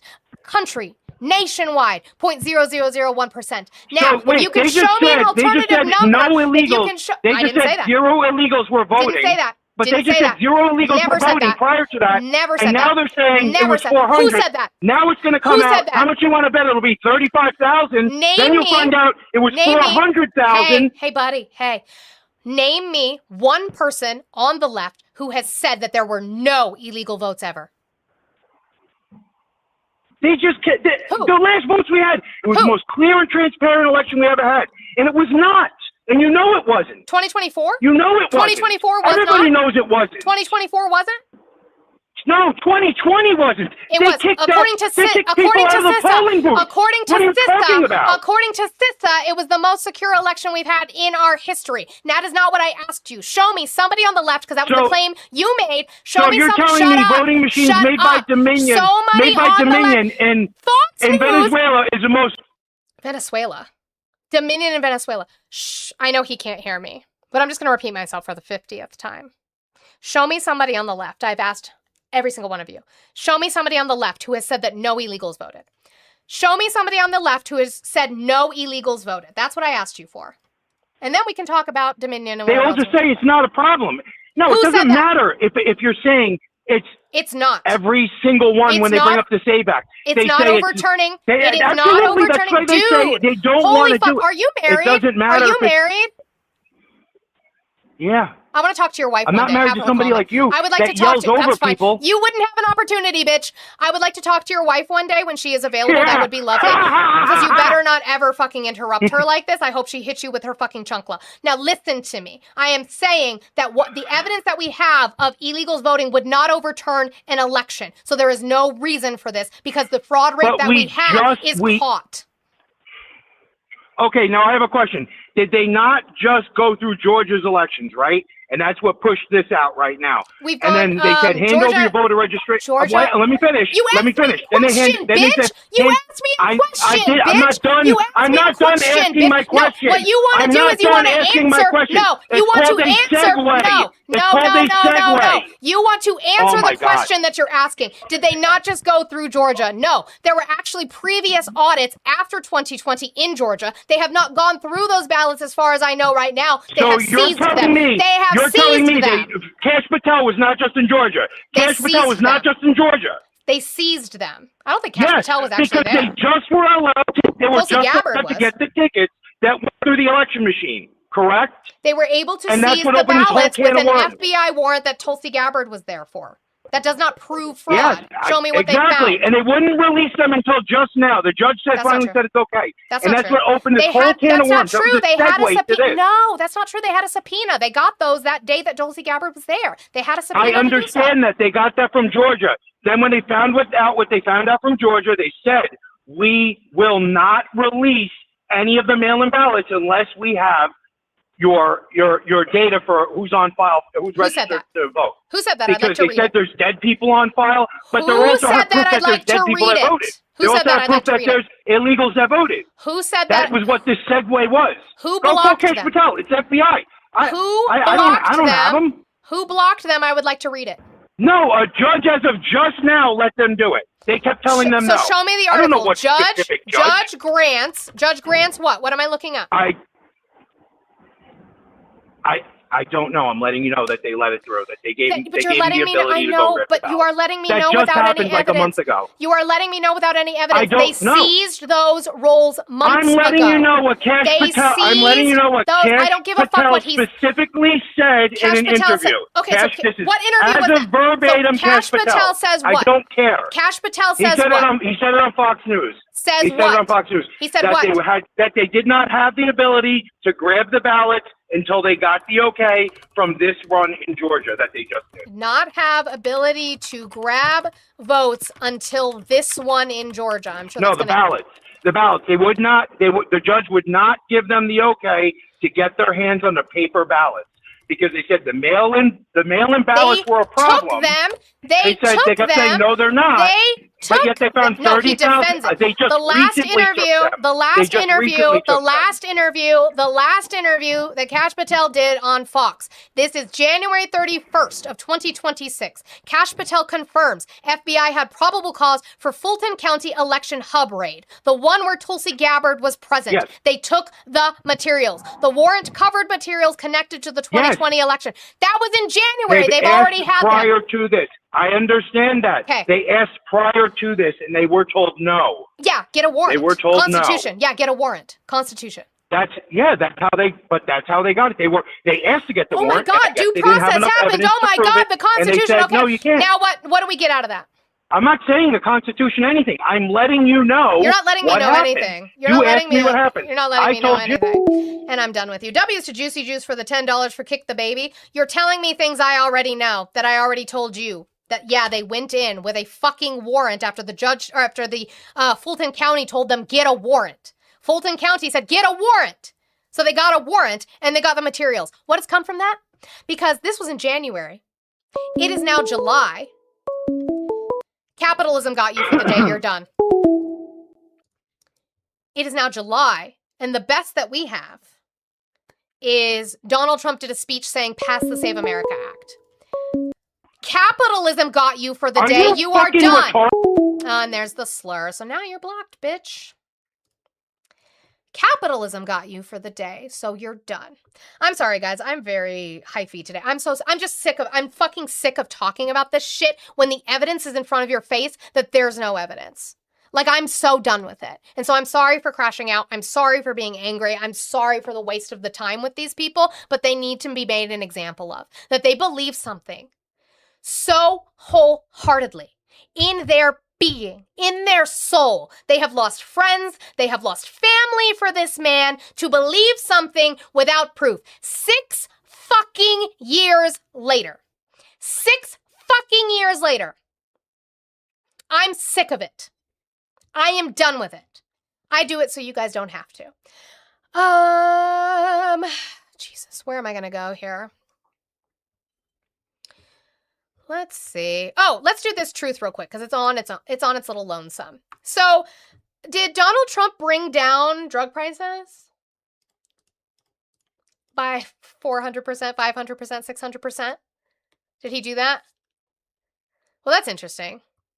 No, he didn't. Yeah, no, he definitely didn't. But it doesn't matter because he thinks he's going to raise them even though he's going to be out of office. Effective August 1st, 2026. All generic drugs being brought into the United States will continue to have a tariff of 0% for a 2-year period of time. 2 years. So from August 1st of 2026 through August 1st of 2028, 2 years of 0 tariffs on generic drugs being brought in from other countries. So much for America first and make it here because we are still importing drugs from other countries. After which, the tariff will be raised 100% for 1 year period of time. So from August 1st, 2028 through August 1st, 2029, there will be a 100% tariff on generic drugs. Wait, I might have my math wrong.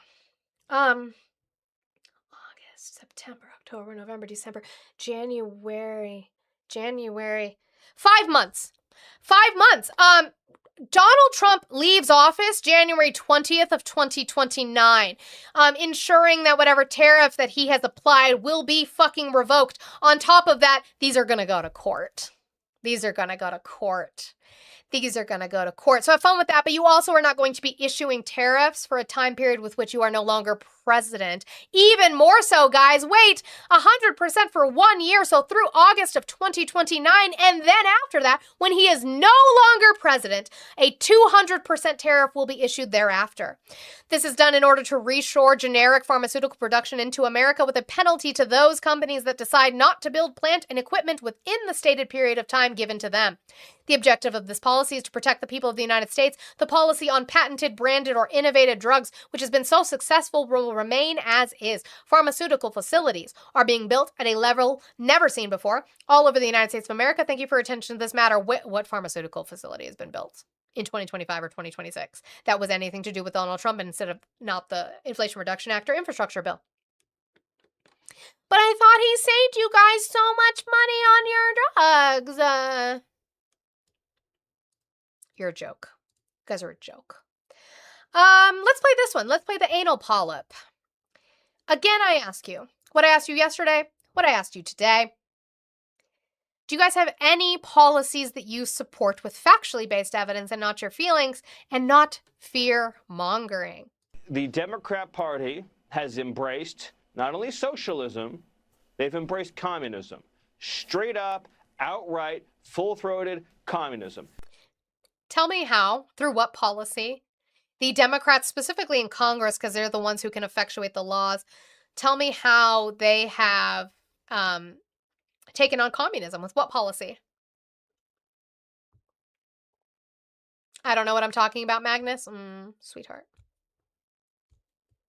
Oh, you're talking to somebody else. I apologize, Magnus. I thought you were using a variation of a slur, but you were actually talking to somebody whose name is that. Wow.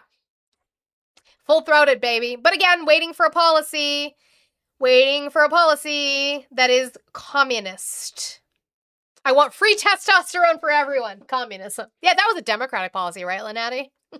Democrat Party has embraced not only socialism, they've embraced communism. Straight up, outright, full-throated communism. They are now electing candidates who want to take private industry over, give it to the government, suspend the Constitution. No, then that's not communism. That's not what they want. Donald Trump is doing that by taking percentages of NVIDIA and Dell. By having the government take percentages of those things, he's doing the communism. Thank you, Stephen Miller, for admitting that. No, what these candidates would like to do is to see that given to the people. Candidates who want to take private industry over, give it to the government, suspend the Constitution, abolish the Senate, abolish borders, abolish prisons, abolish jails, abolish the jury system. I don't know why they play him off, but he keeps talking. I want you to listen. Abolish our entire way of life. The contrast has never been more clear. Really?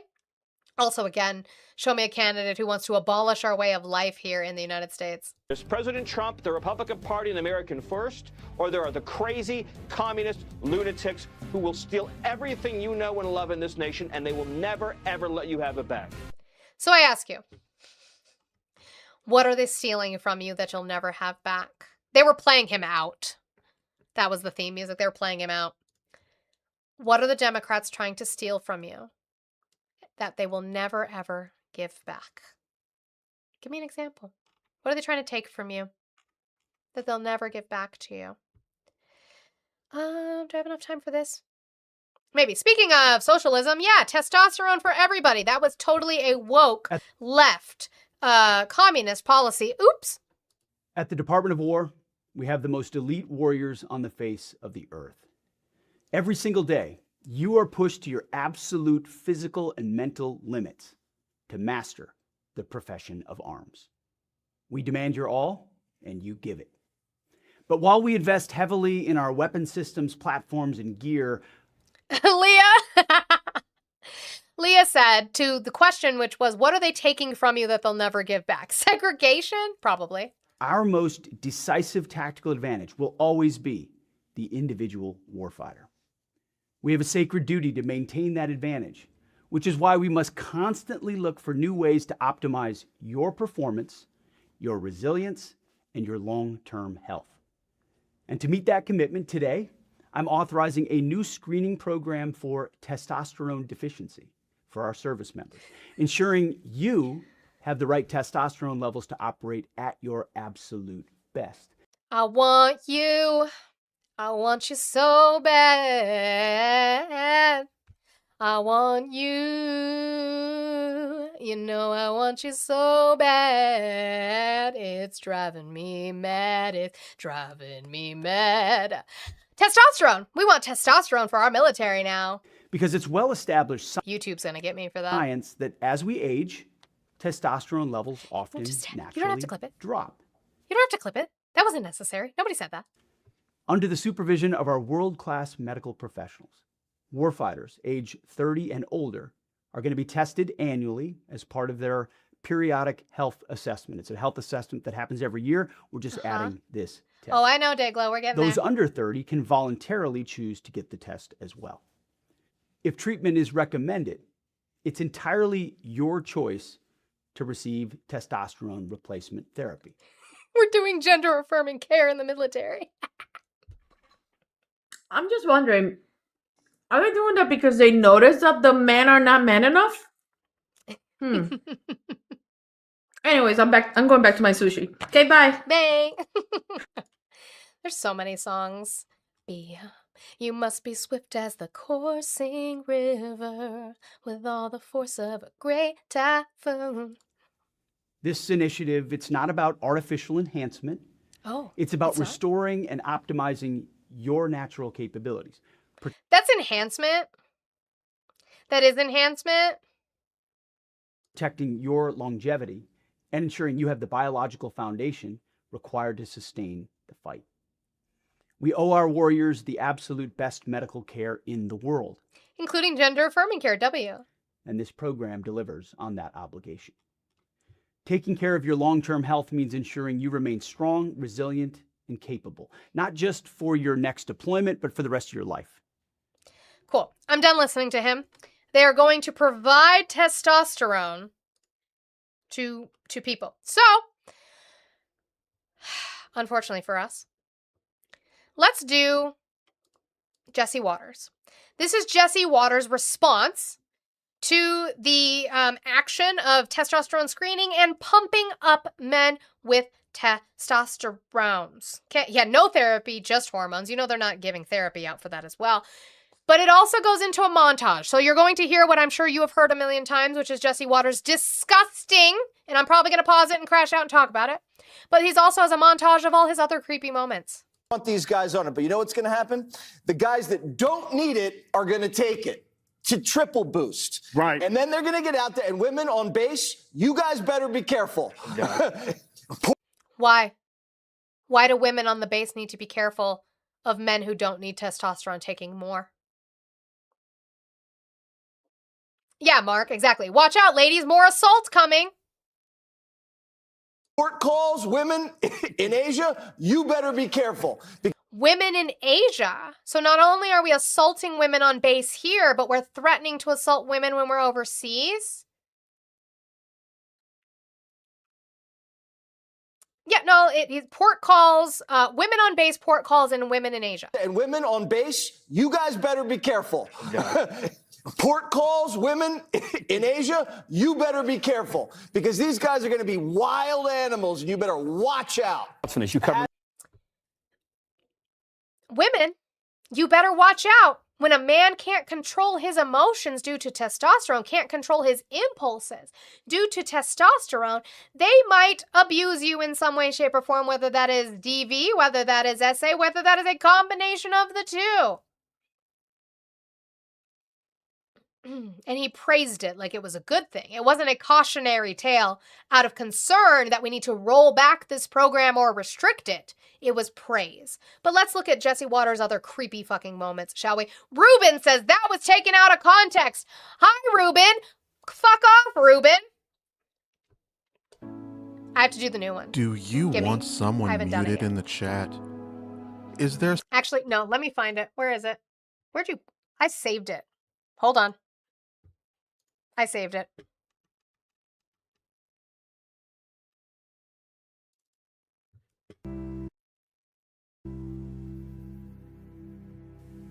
Do you want someone muted in the chat? Is there someone spamming, making disingenuous arguments, displaying bot behavior, or maybe none of the above, and they're just a dumb bitch? Well, you can keep them muted for as little as $2 a day, $7 a week, or $25 a month. And remember, while you may contribute to their degradation kink, side eyes at you, Ruben, we don't kink shame, but it is perfectly acceptable to kink ask why.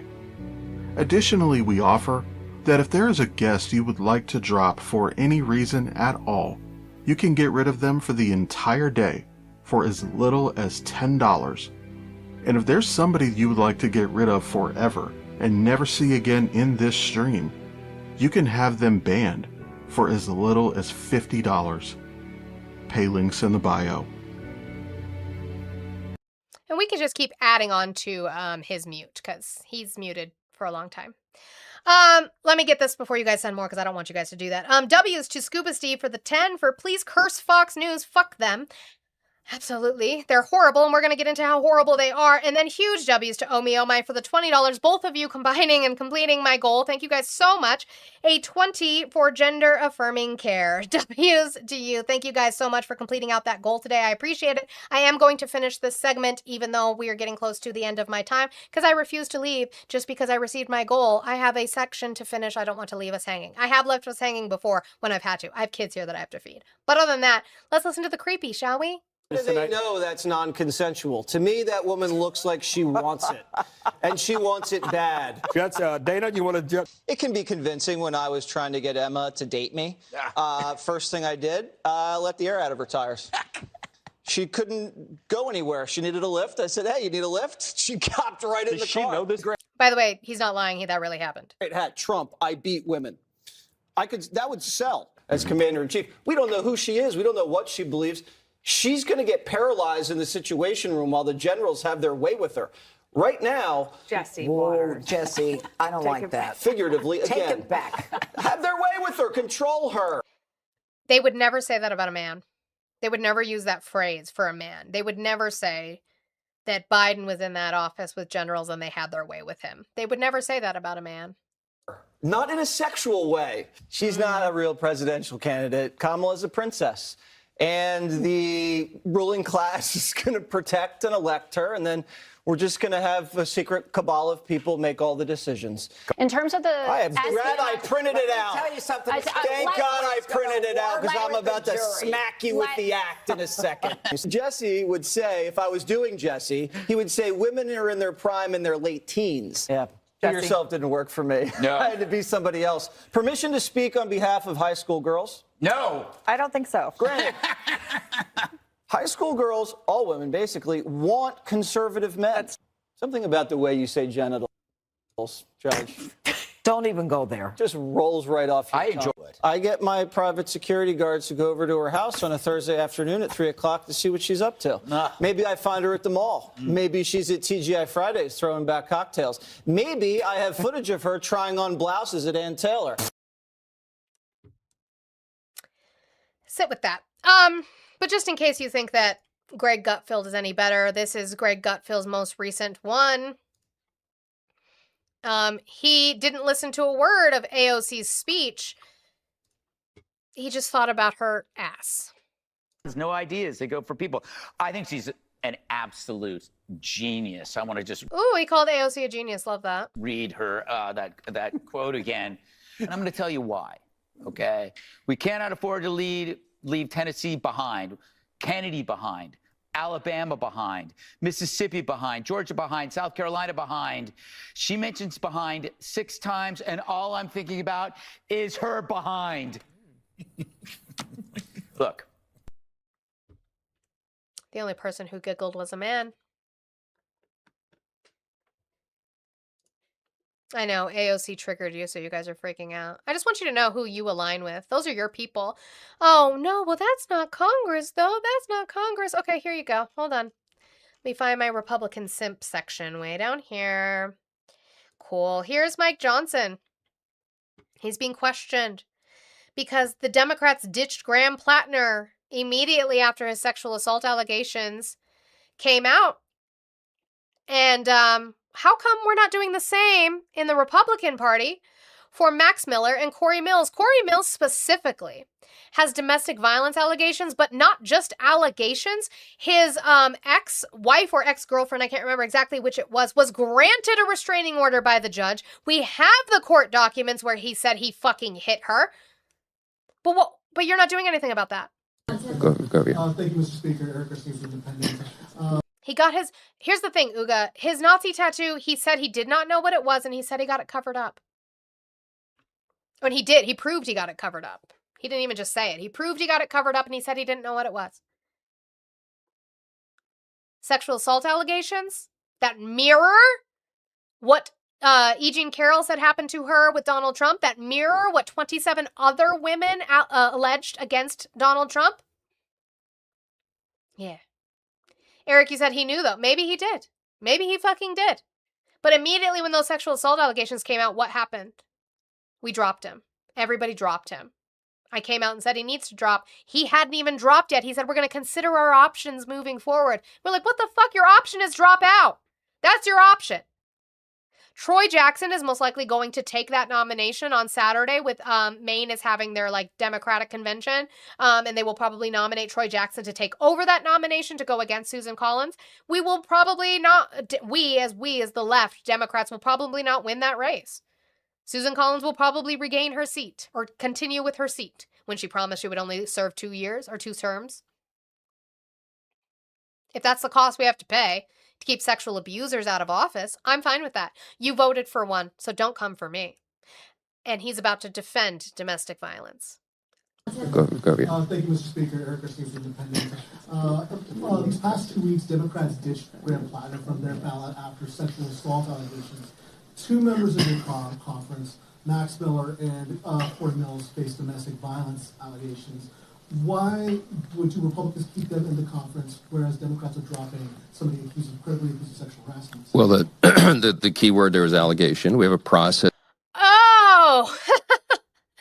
The key word is allegation. Again, with Corey Mills specifically. Lori, you said the DOJ announced they're investigating Corey Mills. I love that for them. Why did it take them so long? Corey Mills has been serving with this restraining order in this situation for way longer than it's taking the DOJ to decide to investigate him. Oh, the word is allegation. Okay. But you don't believe the women in this case for the allegation? You know what the real reason why they won't ditch them?